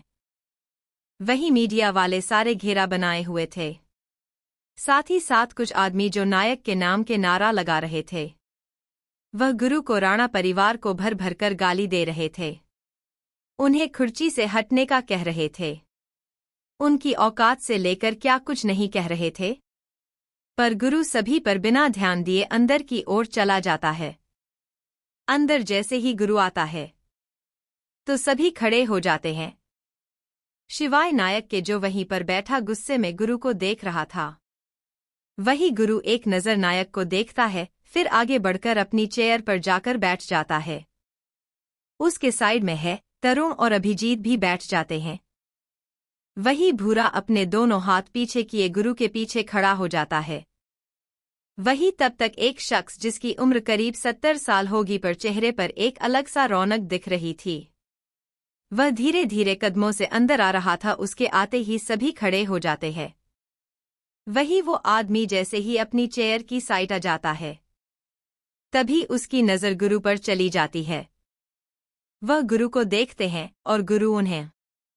दोनों ही अपना सर हिलाकर अपनी अपनी जगह पर बैठ जाते हैं। सामने बैठा शख्स और कोई नहीं दादा साहेब है, जिनका सिक्का मुंबई से क्या पूरी भारत पर चलता है। दादा साहेब और राणा साहब यह दोनों ही बचपन से दोस्त है। अगर बात करें दादा साहेब की तो उनका एक अलग ही रुतबा है, उनके सामने किसी की नहीं चलती सिवाय अपने दोस्त राणा साहब के। पर वह गुरु को बहुत मानते हैं क्योंकि उन्होंने बचपन से ही गुरु को देखा है, और इसकी वजह से दादा साहेब को कभी भी किसी की मदद लगी तो पहले ही गुरु की ही लेते हैं। उन दोनों का रिश्ता भले ही लोगों की नज़र में नहीं है, दोनों दूर है, पर उन दोनों का रिश्ता बेहद गहरा है। दादा साहेब के आते ही काली, जो नायक का खास आदमी है, वह कहना शुरू कर देता है, दादा साहब आपको तो पता है एकांश भाऊ का क्या हुआ है। उनका एक्सीडेंट गुरु ने ही किया है, क्योंकि गुरु की और एकांश की 5 साल पहले की दुश्मनी है। और गुरु हमेशा ही एकांश भाऊ को मारने के लिए हर बार कोई ना कोई चाल चलता था। यह सुनकर दादा साहेब गहरी सांस लेकर नायक की तरफ देखकर, क्या यह सच है नायक? क्या तुम्हारे बेटे का एक्सीडेंट हुआ है? और अभी तक तुमने हमें बताया नहीं। इस पर नायक अपना सर नीचे झुका लेता है। अपना चेहरा ऐसा बनाया हुआ था कि वह सच में बहुत ही दुख में है। इस बार दादा साहेब गुरु की तरफ देखकर शांत आवाज में, क्या गुरु यह सब सच है? यह सुन गुरु एक नजर नायक को देखता है, जो गुस्से भरी नजरों से उसे देख रहा है। वह दादा साहेब की तरफ देखकर बड़ी मासूम सी शक्ल बनाकर, दादा साहेब आपको लगता है कि मैं यह सब करूंगा? मैं खुद सबसे परेशान हो चुका हूं। मेरी वाइफ इस समय किडनैप हो चुकी है। उसे पागलों की तरह ढूंढ रहा हूं। और इस बीच क्या मैं नायक के बेटे को कैसे मार सकता हूं? और रही बात, तो मैंने अभी तक उससे बात तक नहीं की है। आप चाहे तो इसे भी पूछ सकते हो। और वैसे भी अगर मुझे मारना होता तो इनके पास प्रूफ तो होता ना कि मैंने नायक के बेटे को मारा है। यह सुनते ही काली कुछ बोलने ही वाला था कि तभी नायक उसे हाथ दिखाकर, काली अगर तुम्हें कुछ पता नहीं है तो किसी पर इल्जाम नहीं लगाना चाहिए। मुझे पता है तुम्हें एकांश के लिए बहुत फिक्र है, पर फिलहाल यह मेरा पर्सनल मैटर है। हम इस बारे में यहाँ पर बात करने नहीं आए हैं। हम लोगों के बारे में बात करने आए हैं, हम वही करेंगे। नायक की बात पर दादा साहेब एक गहरी सांस लेकर, अब तुम्हें क्या कहना है नायक? आखिर क्या कहना चाहते हो? इस बात का जवाब नायक के साइड में बैठा महाजन देता है। दादा साहेब आपको तो पता है राणा परिवार के सारे गैर कानूनी काम बाहर आ चुके हैं, और इससे बाहर पब्लिक भी बहुत गुस्से में है। और अब राणा साहब को अपनी जगह से रिजाइन लेना चाहिए, और उनकी जगह नायक भाई को देनी चाहिए। और वैसे भी राणा साहब अभी कोमा में है, तो हमें नहीं लगता कि वह कभी जग पाएंगे और अपने काम कर पाएंगे। यह सुनकर दादा साहेब एक गहरी सांस लेकर गुरु की तरफ देखकर, गुरु तुम्हें अब इस पर क्या कहना है? क्या तुम राणा की जगह से रिजाइन देते हो? गुरु अपना सर हाँ में हिलाकर गहरी सांस लेते हुए, अगर सभी को यही चाहिए तो मैं कौन होता हूँ रोकने वाला? मुझे कोई प्रॉब्लम नहीं है। जैसा आप सभी को ठीक लगे वैसा आप कर सकते हैं। गुरु की बात पर अभिजीत वरुण हैरानी से गुरु को देखने लगते हैं। वही वहां पर हर एक शख्स हैरान से गुरु को देख रहा था। किसी को भी लगा नहीं था कि गुरु इतनी आसानी से राणा जी की कुर्सी से रिजाइन देने के लिए तैयार हो जाएगा। तरुण हैरानी भरी आवाज में, भाई यह सब? इस पर गुरु अपना हाथ दिखाते हुए अपनी ठंडी आवाज में, तरुण कुछ चीजें वक्त रहते सुलझनी ही अच्छी लगती हैं। और वैसे भी दादाजी की तबीयत ठीक नहीं है, और पॉलिटिक्स में रहकर भी बहुत प्रॉब्लम आ सकते हैं। यह सुनकर तरुण कुछ नहीं कहता, वह अभिजीत की तरफ देखता है। वह भी अपना सर हिला देता है। वही दादा साहेब गुरु की बात सुनकर नायक की तरफ देखते हुए, नायक क्या तुम्हें राणा की कुर्सी लेना है? नायक बड़ी ही मासूम से शक्ल बनाकर, अगर सभी को लगता है कि मैं इस कुर्सी के काबिल हूं तो मुझे कोई प्रॉब्लम नहीं है। बस बाहर जो लोग हैं उनसे यह बात हो जाए तो अच्छा होगा। कहते हुए नायक गुरु की तरफ देखता है तो गुरु बड़ी अजीब सी मुस्कुराहट लिए, अगर नायक को यह चाहिए तो जरूर गुरु करेगा। गुरु के हाँ कहने से दादा साहेब अपनी कुर्सी से खड़े हो जाते हैं। उनके खड़े होते ही सभी खड़े हो जाते हैं। वही गुरु अभिजीत और तरुण से बात करने में लग जाता है। वही दूर खड़ा नायक यह सब देख रहा था। तभी काली नायक के सामने आकर, बॉस लगा नहीं था कि यह गुरु इतनी आसानी से मान जाएगा। लगता है सच में राणा का एक्सीडेंट की वजह से गुरु अब बहुत कमजोर हो चुका है।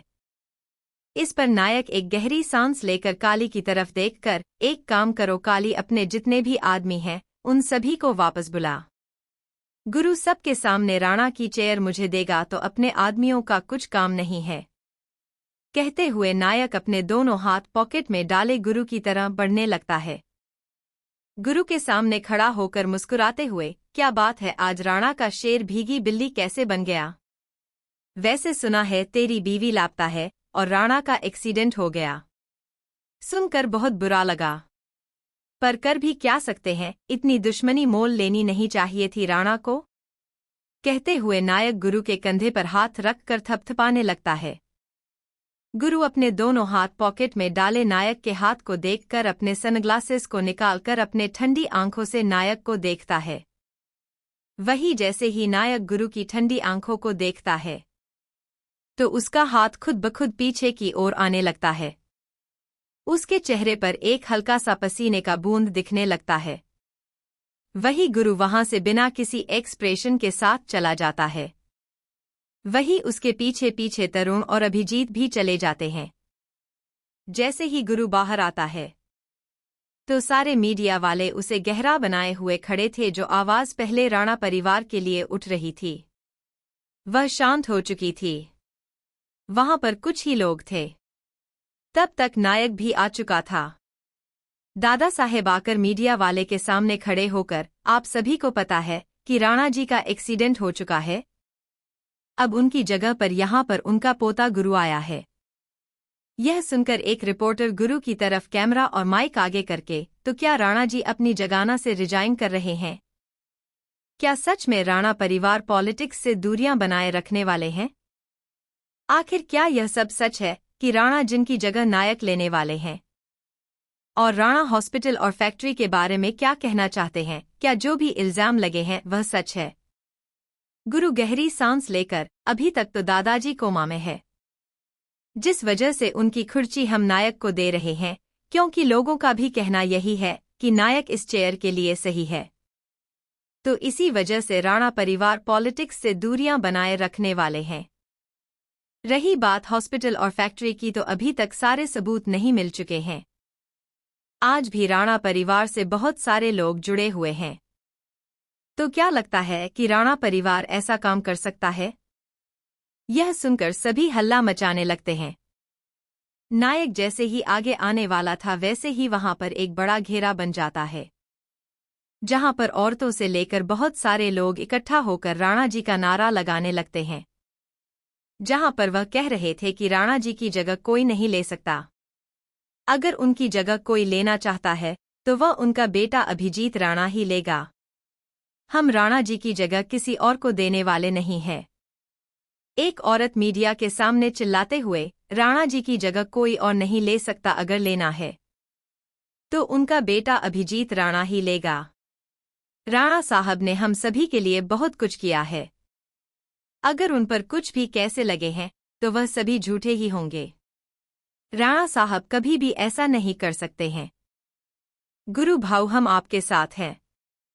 राणा परिवार के साथ हम हैं और हमें भरोसा है कि राणा परिवार कभी भी ऐसा नहीं कर सकता है।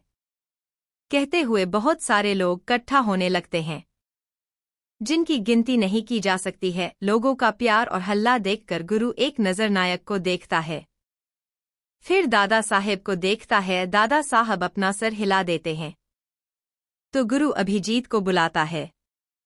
अभिजीत के चेहरे पर एक मुस्कुराहट आ जाती है, तो वही गुरु के चेहरे पर भी एक मुस्कुराहट आ जाती है, जिसे वह जल्दी से छुपा लेता है।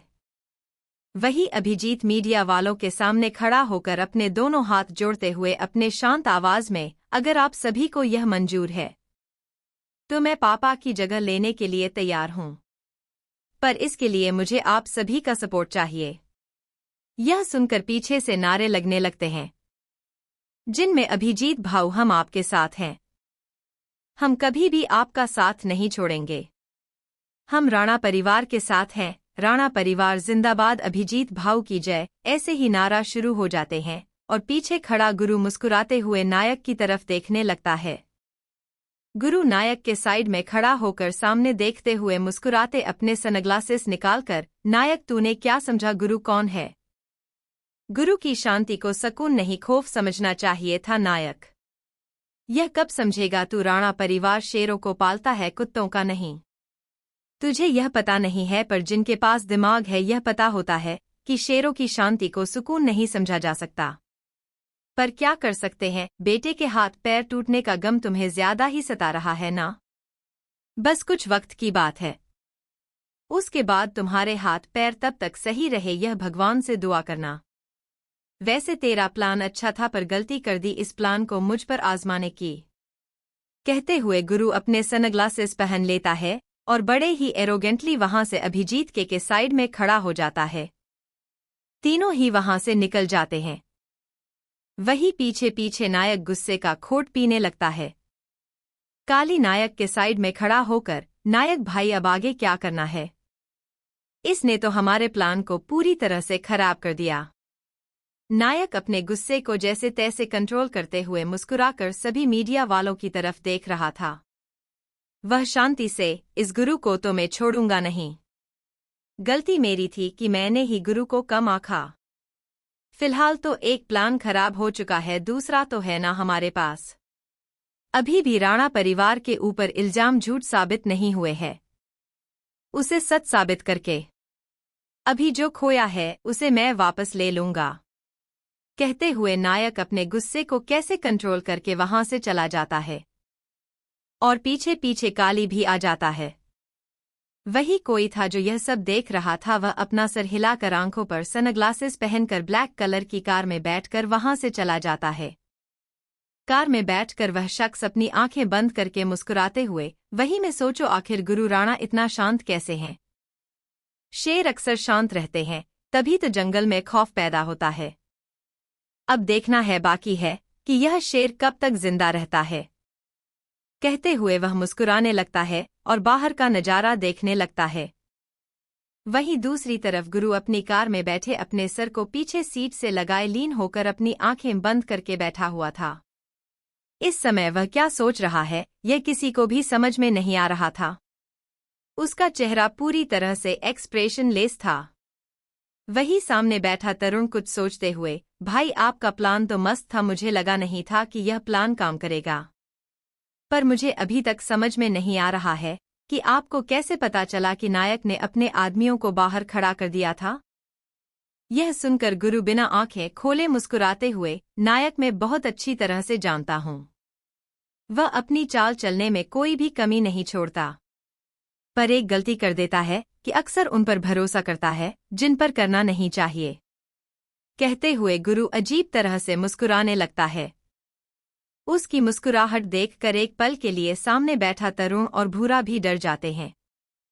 वह दोनों एक दूसरे को देखकर अपना सर हिलाकर सामने देखने लगते हैं। वही गुरु अपनी आंखें खोलकर अपने मोबाइल को निकालकर कुछ टाइप कर देता है। उसके चेहरे पर इस समय सर्द एक्सप्रेशन आ जाते हैं जब वह अपने मोबाइल में कुछ देखता है। ठंडी आह भरकर अपने मोबाइल को साइड में फेंक देता है और अपनी आंखें फिर से बंद कर देता है।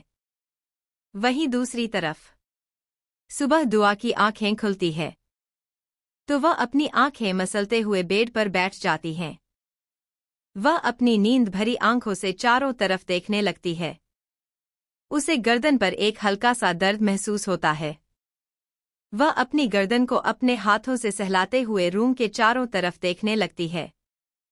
तभी उसकी नज़र एक जगह ठहर जाती हूँ तो उसकी नींद भरी आंखों में जो नींद थी वह पूरी तरह से गायब हो जाती है। वह अपनी आंखें हैरानी से बड़ी बड़ी करते सामने देखने लगती है। सामने बैठा शख्स दुआ को जगे हुए देखकर मुस्कुराते हुए, good morning my doll face.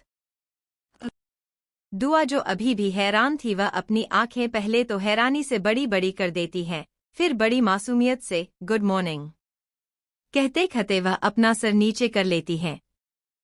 तभी वह शख्स अपनी जगह से खड़ा होकर दुआ की तरफ बढ़ने लगता है। यह महसूस करके दुआ की सांसें रुक सी जाती है।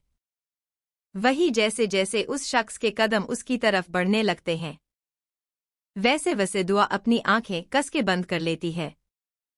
वही वह शख्स दुआ के बेहद नजदीक आ जाता है। वह बेड पर बैठकर दुआ की चेन को पकड़कर अपनी तरफ करते हुए बड़ी अजीब मुस्कुराहट लिए, क्या मेरी डॉल फेस कोई दर्द हो रहा है? दुआ जो शख्स के नजदीक आने से डरी हुई थी, उस शख्स की बात सुनकर वह अपनी आंखें हैरानी से बड़ी बड़ी करके उस शख्स को देखने लगती है। उसे कुछ भी समझ में नहीं आ रहा था क्या करे, शख्स क्या कह रहा है।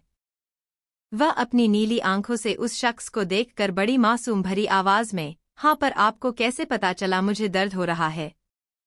वह शख्स दुआ की नीली आंखों में मासूमियत देखकर मुस्कुराते हुए, तुम्हारे चेहरे से डॉल फेस। यू नो, तुम जब छोटी थी ना तब ऐसे ही अजीबोगरीब चेहरे बनाने लगती थी, पर साथ ही साथ तुम रोती बहुत थी। पर अब रोना तुमने छोड़ दिया है। सच कहते हैं बड़े होने के बाद इंसान बदल जाता है, पर तुम कुछ खास बदले नहीं। तुम्हारे अंदर की मासूमियत वैसी की वैसी ही रह गई, यह मुझे बिल्कुल भी पसंद नहीं है।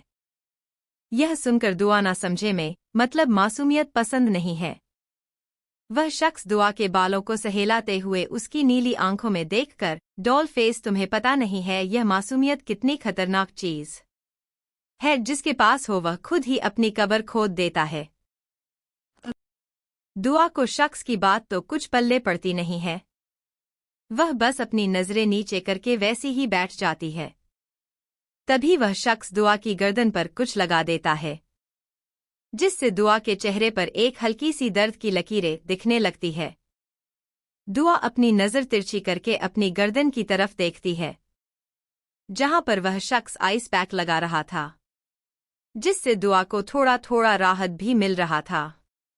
वही वह शख्स दुआ के बालों को सहलाते हुए, इसे अपने गर्दन पर ही रखना और कुछ देर बाद तुम फ्रेश होकर आ जाना, कोई जल्दी नहीं है मुझे। इतना कहकर वह आज से जाने ही वाला था कि तभी दरवाजे पर होकर अपनी गहरी आवाज में, तुम्हारे साइड वाले टेबल पर पेन क्लियर रखी है, उसे खा लेना, कहते हुए वह शख्स वहां से चला जाता है। वही दुआ टेबल के साइड में देखती है, जहां पर एक गिलास में पानी और उसी के साइड में टेबलेट रखी हुई थी, जिसे देखकर वह गहरी सांस लेकर टेबलेट खाने लगती है और फ्रेश होने के लिए वॉशरूम में चली जाती है। फ्रेश होने के बाद खुद को मिरर में देखती है तो बच्चों की तरह मुंह बनाकर, यह कपड़े मुझे बिल्कुल भी पसंद नहीं है, कितने गंदे लगते हैं यह कपड़े, ऊपर से यह पिंक पिंक, माना मुझे यह पसंद है पर इसका मतलब यह नहीं कि मैं हमेशा ही पहनती रहूं। दुआ छोटे बच्चों की तरह उन कपड़ों को देखने लगती है, फिर एक गहरी सांस लेकर रूम से बाहर निकल जाती है। जैसे ही वह बाहर आती है, उसकी नज़र एक फ्लावर पॉट की तरफ चली जाती है, जिसमें फ्लावर्स नहीं रखे थे। दुआ उस फ्लावर पॉट को अपने हाथों में लिए, इतनी खूबसूरत है तो इसके अंदर तो फूल क्यों नहीं रखे हैं। पता नहीं है पागल इतने सारे फ्लावर पॉट को खाली क्यों रखता है, लगता है इसे फूलों से नफरत है। फिर फ्लावर पॉट क्यों रखे हैं, यह पागल और इसका दिमाग भी कुछ काम का नहीं होगा, इसके लिए उसने ऐसे ही रखे होंगे। पता नहीं किस पागल सनकी से कब मेरा पीछा छूटेगा। सोनिया दुआ के कंधे पर हाथ रख देती है, जिससे दुआ डर से हाथों से फ्लावर पॉट नीचे गिरने ही वाला था। उससे पहले ही सोनिया उस फ्लावर पॉट को पकड़ लेती है और दुआ के हाथ में दे देती है।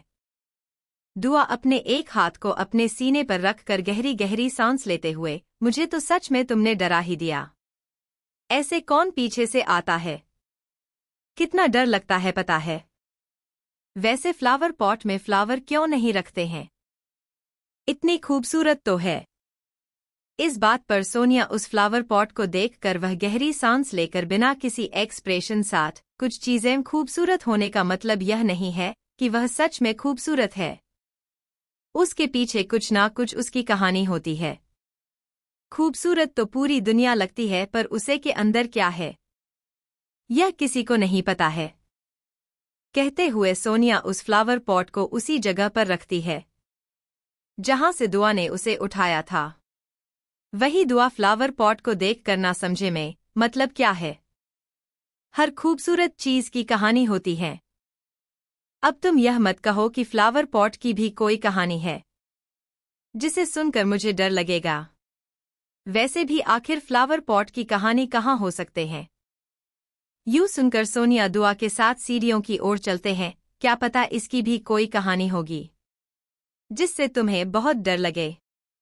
मैंने कहा ना, हर खूबसूरत चीज की कोई ना कोई कहानी होती है, और इस विला में तो है। ऐसी बात सुनकर दुआ को कुछ भी समझ नहीं आता है। वह ज्यादा ध्यान ना देकर सीढ़ियों से नीचे की ओर आने लगती है। तभी वह शख्स सोफे पर उसे बैठा हुआ नजर आ जाता है। और वह जब दुआ को सीढ़ियों से नीचे आते हुए देखता है तो अपनी जगह से खड़ा होकर दुआ की तरफ बढ़ने लगता है, जिससे सोनिया अपने कदम रोक लेते हैं और दुआ को आगे जाने दे देते हैं। वही दुआ अपना सर नीचे झुका है उस शख्स के साथ डाइनिंग टेबल की तरफ चली जाती हैं।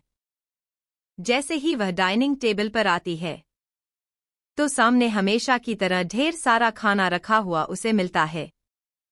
उसे बहुत सारी इंडियन डिश मिलती है। यह बात उसे बहुत हैरान करने वाली थी। वह बिना ज्यादा ध्यान दिए खाना खाने लगते हैं। इस बार उसके चेहरे पर एक बड़ी सी मुस्कुराहट खाते हुए, और यह मुस्कुराहट सामने बैठा शख्स देख रहा था। उसके चेहरे पर भी एक तिरछी मुस्कुराहट आती है। दुआ को खाते देख रहा था और अपना खाना खा रही थी। जब उसका खाना कंप्लीट होता है तो अपने पेट पर हाथ रखकर अपनी आंखें बंद करके मुस्कुराते हुए अपनी आंखें खोल देती है तो सामने उस शख्स के ग्रीन आइज को देखने लगती है, जो उसी को ही बड़ी अजीब तरह से देख रही थी। जिसे देखकर दुआ जल्दी से अपनी पलकें नीचे झुका लेती है। वह शख्स दुआ के इस हरकत पर वह मुस्कुराने लगता है। वही उसका खाना भेजने का प्लेट कर लिया था। दोनों ही अपनी जगह से खड़े हो जाते हैं। वह शख्स कॉल आने की वजह से दूसरी साइड चला जाता है। वही दुआ अकेले हॉल में आ जाते हैं। जैसे ही हॉल में आती है वह चारों तरफ देखते हैं तो मुंह बनाते हुए, यह पर तुम नजर भी नहीं आ रहा है, लगता है वह लड़की अपने काम से गई होगी। तो क्यों ना मैं विला को देखती हूँ, क्या पता कोई रास्ता मिले। आते हुए दुआ दिला को गौर से देखने लगती है। वह हर एक चीज को गौर से देख रहे थी। इस बात से अनजान की कोई दो जोड़ी आंखें उसे अपनी ठंडी आंखों से देख रहा है। दुआ को देखने लग जाती है तो पहले वह फर्स्ट फ्लोर पूरी तरह से देखते हैं।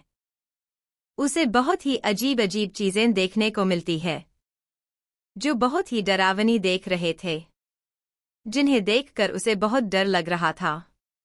इसी वजह से वहां से सीधा गार्डन की ओर चले जाते हैं। गार्डन में दुआ जैसे ही आती है तो फूलों को देखकर देखती ही रह जाती है, क्योंकि वहां पर इतने सारे फूल लगे हुए थे और इतना खूबसूरत माहौल था।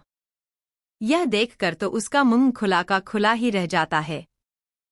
पूरे गार्डन को देखकर अपनी आंखें हैरानी से बड़ी करके, ओएमजी, यहाँ पर तो फूल है, तो फिर फ्लावर वास इतनी खली क्यों है? पता नहीं यह किस टाइप का पागल है। सच में मुझे यह पागल बनाकर ही छोड़ेगा। कहते हो मैं हूँ चारों तरफ देखने लगी हूँ। वहां पर एक फूल को जैसे हाथ लगाने वाली थी वैसे ही एक लड़का उस पर चिल्लाते हुए, हाथ मत लगाना, यहाँ पर एक भी फूलों को हाथ लगाना मना है। यह सुनकर दुआ उसकी तरफ देखने लगती है। वह लड़का दुआ के सामने चुका था। वह लड़का जैसे ही दुआ को देखता है तो सिर्फ देखता ही रह जाता है, क्योंकि दुआ बेहद खूबसूरत और किसी अप्सरा से कम नहीं लग रही थी। दुआ बड़ी मासूमियत से उस लड़के को देखते हुए, ऐसा क्यों, मैं तो सिर्फ फूलों को हाथ ही तो लगा रही हूँ, मैं तोड़ूंगी नहीं। लड़का दुआ की खूबसूरती को देखकर एक पल के लिए तो पागल सा हो चुका था, और दुआ की आवाज जिसे ही उसके कानों में आते हैं तो एक गहरी सांस लेकर मुस्कुराते हुए, क्यूटी पाई, सॉरी बट से हाथ लगाना मना है। यह बॉस का कहना है। शायद से तुम यह नई आई हो, इसी वजह से तुम्हें यहाँ पर बारे में कुछ नहीं पता है। अगर मेरी बात मानो तो यहाँ से जितना हो सके उतना दूर ही बना दो, और बॉस की नज़रों में ना ही हो तो ही तुम्हारे लिए बेहतर है। लड़के की बातों को समझ नहीं आती है, बस अपनी आंखें बड़ी बड़ी करके बड़ी मासूमियत से, पर ऐसा क्यों की बात पर वह लड़का दुआ के बेहद नजदीक आकर उसकी आंखों में देखकर बड़ी सी मुस्कुराहट है, क्योंकि बॉस सही नहीं है और जितना हो सके उतना उनसे दूर ही बनाए। मैं नहीं चाहता कि तुम्हें कुछ हो जाए। कहते हुए वह दुआ को देखकर बड़े प्यार से मुस्कुराने लगता है। वह जैसे ही दुआ को हाथ लगाने वाला था, वैसे ही जमीन पर लेटा हुआ मिलता है। वही दुआ सिर्फ अपनी आंखें बड़ी बड़ी करके यह सब देख रहे थी। उसे कुछ भी समझ नहीं आ रहा था। वह जैसे ही अपनी गर्दन को टेढ़ी करके देखती है, तो वह शख्स उस लड़के की तरफ अपनी डेडली ग्रीन आइज देख रहा था। इस समय उस शख्स की आंखों में किलिंग ऑरा साफ दिख रहा था। वही वह लड़का जब उस शख्स को देखता है तो डर से कांप जाता है। वह जल्दी से अपने घुटनों पर बैठकर अपने सर को नीचे जमीन पर लगकर डरी हुई आवाज में, बॉस बॉस बॉस, मुझे माफ कीजिए, मैं तो बस इसे फूलों को हाथ लगाने से मना कर रहा था। लड़के की बात पर वह शख्स जोर जोर से हंसते हुए, अच्छा तुम कैसे भूल सकते हो कि यहाँ पर हर तरफ कैमरा है और उनमें आवाज भी सुनाई देती है। और तुमने इतनी बड़ी गलती कैसे कर ली मेरी डॉल फेस के नजदीक आने की? तुम्हारी ये गंदे आंखें मेरी डॉल फेस को कैसे देख सकती है हम? कहते हुए वह शख्स उस लड़के के गर्दन पर अपने पैर को रखकर उसने लगता है, जिससे वह लड़का जमीन पर ही अपनी हाथ मारने लगता है और उसका मुंह पूरी तरह से जमीन जाने लगता है। उस लड़की की चीखने की आवाज सुनकर दुआ अपनी आंखें हैरानी से बड़ी बड़ी करके सामने वाले शख्स को देखने लगती है। उसने कभी भी नहीं सोचा था कि सामने वाला शख्स इतना खतरनाक भी हो सकता है। आज पहली बार हो उसका भयानक रूप देख रही थी। और उसे क्या पता था यह तो सिर्फ शुरुआत ही, आगे तो वह बहुत कुछ देखने वाली है।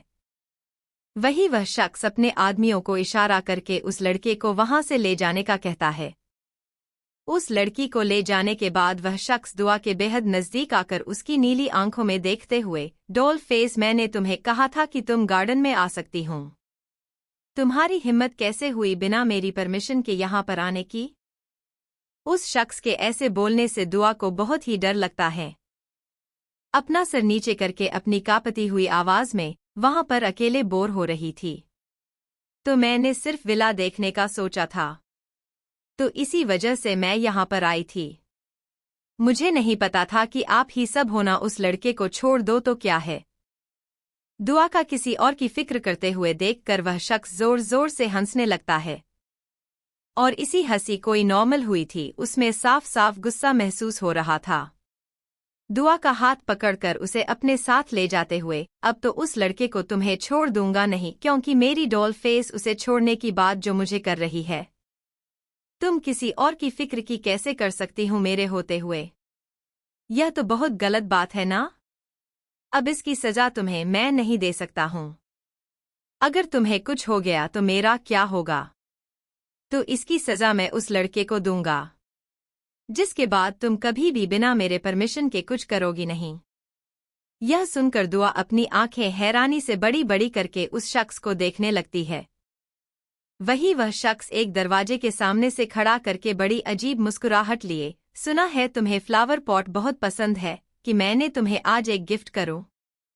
दुआ को कुछ भी समझ नहीं आता। तभी वह शख्स दरवाजे के सामने खड़ा हो जाता है और वह दरवाजा अपने आप खुल जाता है और वह शख्स दुआ का हाथ पकड़कर अपने साथ ले जाना जाता है। वहां पर सीढ़ियां लगी हुई थी। उस शख्स के आते हैं वहां पर लाइट्स आनी शुरू हो जाती है, जिससे दुआ को और भी हैरान हो जाती है। और वही वह सब धीरे धीरे कदमों से दुआ को अपने साथ नीचे की ओर ले जाने लगता है।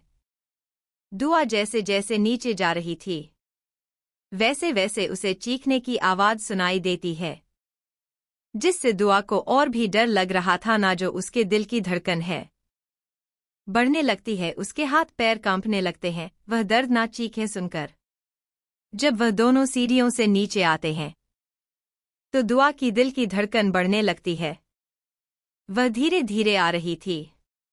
तभी जैसे ही इस सीढ़ियों से 5 कदम की दूरी पर आ जाती है और सामने का नजारा देती है, तो उसके हाथ पैर कांपने लगते हैं। इसके दोनों हाथ उसके मुंह पर चले जाते हैं और उसकी नीली आंखों में डर साफ साफ दिखने लगता है। दरअसल सामने इस लड़के को एक जगह पर लेटाकर उसके हाथ पैरों को बांधकर उसे जलाया जा रहा था। उसकी आधी से ज्यादा बॉडी जल चुकी थी। अब उसकी चीखें भी बंद हो चुकी थी। जिससे वहां पर एक अलग सा सन्नाटा हो चुका था। दुआ यह नजारा देखकर पूरी तरह से डर से कांप रही थी। उसके 2-3 कदम पीछे की ओर हो जाने लगते हैं कि तभी वह अपनी पीठ पर किसी सीमा महसूस करती है, तो जल्दी से पीछे की ओर देखने लगती है, तो वह शख्स अपनी गर्दन टेढ़ी करके अपने बालों को एक उंगली से गोल गोल घुमाते हुए बड़ी अजीब को देखने लगता है, जिससे दुआ और भी डर जाती है।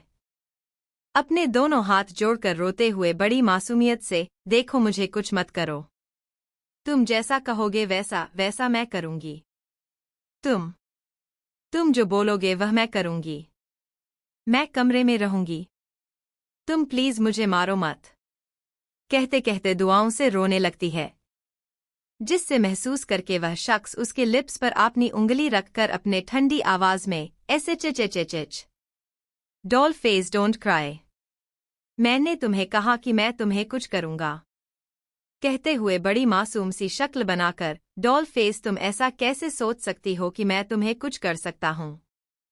अगर तुम्हें कुछ हो गया तो मेरा क्या होगा? तुम जानती हो ना तुम मेरे लिए बहुत स्पेशल हो, और मैं तुम्हें कुछ भी नहीं कर सकता, मैं तो तुम्हें हमेशा अपने पास रखना चाहता हूं, तुम तो मेरी फेवरेट टॉय हो। दुआ अपनी डरी हुई आंखों से उस लड़के की तरफ इशारा करते हैं, तुमने उसे क्यों मारा? यह सुनकर वह शख्स जोर जोर से हंसते हुए, क्योंकि उसने तुम पर अपनी गंदी नजर डाली थी, और वैसे भी मुझे तुम्हें गिफ्ट देना था, वह भी कुछ ऐसा जो तुम्हें पसंद आए, और तुम्हें पसंद तो फ्लावर पॉट है, तो उसके लिए मेरे पास मेरी फेवरेट मिर्च चाहिए कि नहीं? तो कहते हुए वह शख्स बड़ी मासूम सी शक्ल बनाकर लड़के की तरफ देखने लगता है। अब दुआ को समझने में देर नहीं लगती है कि यहाँ पर जितने भी फ्लावर पॉट है वह कोई नॉर्मल नहीं है, वह किसी को मार कर ही बनाए गए हैं। यह सोचकर बहुत चिल्लाते हुए गुस्से भरी आवाज में, तुम तो इंसान की खाल में एक शैतान हो, तुम कैसे फ्लावर पॉट को बनाने के लिए किसी इंसान की जान लेते हो? तुम्हारे अंदर दिल नाम की कोई चीज नहीं है, आखिर कोई इतना पागल कैसे हो सकता है? तुम इंसान नहीं, तुम तो पागल हो, तुम सनकी हो, तुम एक नंबर के पागल हो, दूर दूर हो मुझसे, दूर रहो मुझसे, कहते हुए दुआ उस शख्स से दूर जाने की कोशिश करने लगती है। तभी वह शख्स दुआ के गाल पर एक जोरदार थप्पड़ मारकर उसकी नीली आंखों में देखते हुए अपनी ठंडी आवाज में, तुम्हारी हिम्मत कैसे हुई मुझसे ऐसी बात करने की? Where's your discipline? Answer me, doll face. कहते हुए वह शख्स दुआ के चिन को कस के पकड़ लेता है, जिससे दुआ के चेहरे पर दर्द की लकीरें दिखने लगती है। तब तक जेफ भी आ चुका था, वह नजारा देखकर एक पल के लिए तो हैरान है, फिर एक गहरी सांस लेकर कुछ सोचते हुए उस शख्स की तरफ बढ़ने लगता है। जेफ उस शख्स के पीछे खड़े होकर अपना सर झुकाए अपनी शांत आवाज में, बॉस। जेफ की आवाज सुन वो शख्स अपनी नजरों से देखने लगता है, तो जेफ अपना सर झुकाए शांत आवाज में, बॉस एक प्रॉब्लम आ चुकी है। शख्स दुआ के चेहरे को देखने लगता है, उसकी चिन छोड़कर जेफ की तरफ देखकर अपनी ठंडी आवाज में, तुम डॉल फेस को यहां से ले जाओ। जेफ उसकी बात सुनकर वह अपना सर हिलाकर दुआ को बिना हाथ लगाए अपने दोनों हाथों से आगे आने का इशारा कर देता है, तो दुआ नजरों से एक बार पीछे की ओर देखती है, जहां पर कुछ बॉडीगार्ड्स उस लड़के की रख को एक कटोरे में भर रहे थे। यह देखकर वह गहरी सांस लेकर वहां से निकल जाती है, क्योंकि वहां पर उसका पूरी तरह से दम घुटने लगा था। वह और एक भी सेकंड वहां पर रुकना नहीं चाहती थी। वही जेफ भी दुआ के पीछे पीछे, दुआ जब उस कमरे से बाहर आ जाती है, तो वह जोर जोर से रोने लगती है। उसका चेहरा पूरी तरह से लाल हो चुका था इस समय, क्योंकि थप्पड़ मारने के निशान और कस के पकड़ने के निशान उसके गोरे और नाजुक से चेहरे पर साफ साफ दिख रहे थे। दुआ जब बाहर आती है तब सोनिया उसके सामने खड़ी मिलती है। दुआ बिना देर किए सोनिया को कस के गले लगकर रोने लगती है। वही सोनिया समझ जाती है कि अंदर क्या हुआ होगा। तब तक जेफ भी आ चुका था। वह दुआ को सोनिया के गले लगते हुए देखकर एक गहरी सांस लेता है। जेफ सोनिया की आंखों में देखकर अपनी शांत आवाज में, फिलहाल तो इसका ध्यान रखो। इसने सब कुछ देख लिया है और इसकी सजा भी से मिल चुके हैं। यह सुनकर सोनिया एक पल के लिए पूरी तरह से हैरान हो जाती है। वह दुआ के चेहरे को हल्का सा ऊपर करके देखने लगती है, जहां पर उसे उंगलियों के निशान साफ साफ दिखने लगते हैं, जिन्हें देखकर वह एक गहरी सांस लेती है और जेफ की तरफ देखने लगती है। वह अपना सर हिलाकर सोनिया के कंधे को थपथपाते हुए उसे आंखों से कुछ इशारा करके वहां से चला जाता है। वहीं सोनिया भी दुआ को लेकर सीढ़ियों से ऊपर की ओर चलने लगती है। इस समय दुआ पूरी तरह से शांत हो चुकी थी, पर उसके से सिसकने की आवाजें आ रही थी। इसका मतलब साफ था कि वह रो नहीं रही है। दुआ जैसे ही कमरे में आती है वह बेड पर बैठ जाती है। वहीं सोनिया फर्स्ट एड बॉक्स लेकर दुआ के पास आ जाती है। दुआ ने अपनी आंखें समय पूरी तरह से बंधी हुई थी। वहीं सोनिया उसके चेहरे को हल्का हल्का से क्रीम लगाकर उसके गालों को सहला रही थी, जिससे उसका दर्द थोड़ा सा कम हो जाएगी। फिर उसके पूरे गाल लाल हो चुके थे और साथ ही साथ उन गोरे गालों पर उंगलियों के निशान साफ साफ दिख रहे थे, जो दुआ के चेहरे पर बहुत ही गंदे लग रहे थे। दुआ के चेहरे पर अच्छे से मलहम लगाने के बाद सोनिया फर्स्ट एड बॉक्स बंद करके वहां से जाने ही वाली थी कि तभी दुआ सोनिया का हाथ पकड़कर उसे बेड पर बैठाकर उसकी गोद में अपना सर रखकर आंखें बंद करके, मतलब यह सारे जो फ्लावर पॉट है वह लोगों की राख से बनाए गए हैं। यह सुनकर सोनिया को बिल्कुल भी हैरानी नहीं है।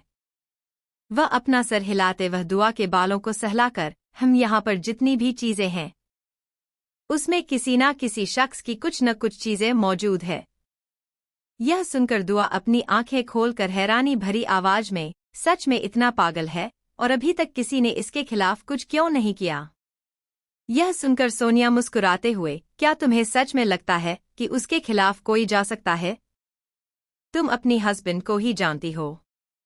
जहां तक मुझे पता है तुम उसके बारे में तो सब कुछ जानती होगी। तो तुम ही सोचो कि उसने अभी तक उसके हाथ नहीं लगाया तो हम लोग कौन हैं? सोनिया की इस बात पर दुआ के पास कोई जवाब नहीं रहता। वह बस अपनी आंखें बंद कर लेती हूँ। वही सोनिया उसे फ्रेश होने का कहकर खुद रूम से बाहर चली जाती है। सोनिया के जाने के बाद दो अपनी आंखें खोलकर एक गहरी सांस लेकर वॉशरूम की ओर चली जाती है। वॉशरूम में आकर वह मिरर के सामने खड़ी हो जाती है। इस समय उसके चेहरे पर कोई भी एक्सप्रेशन नहीं थे। वह अपने पूरे चेहरे को देखती है, जहां पर हल्के हल्के निशान देख रहे थे, जिन्हें देखकर एक गहरी सांस लेकर अपने चेहरे को पानी से धोने लगती है।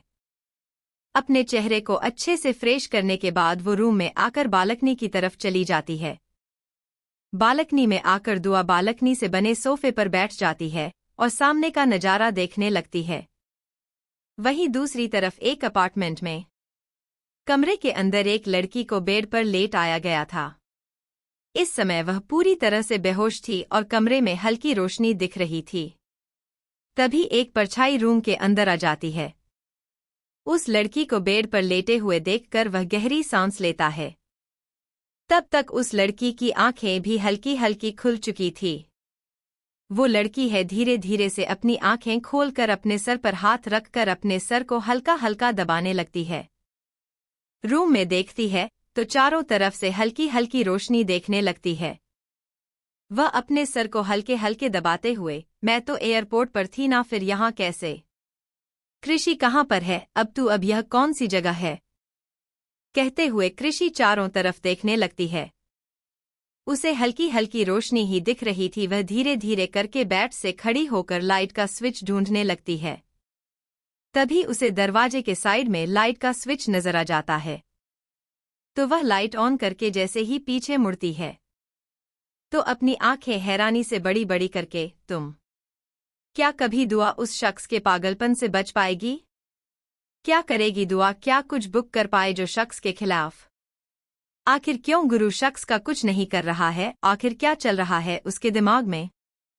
क्या दुआ यह सब जान पाएगी या कोई खेल है? हैप्पी दिवाली आप सबको।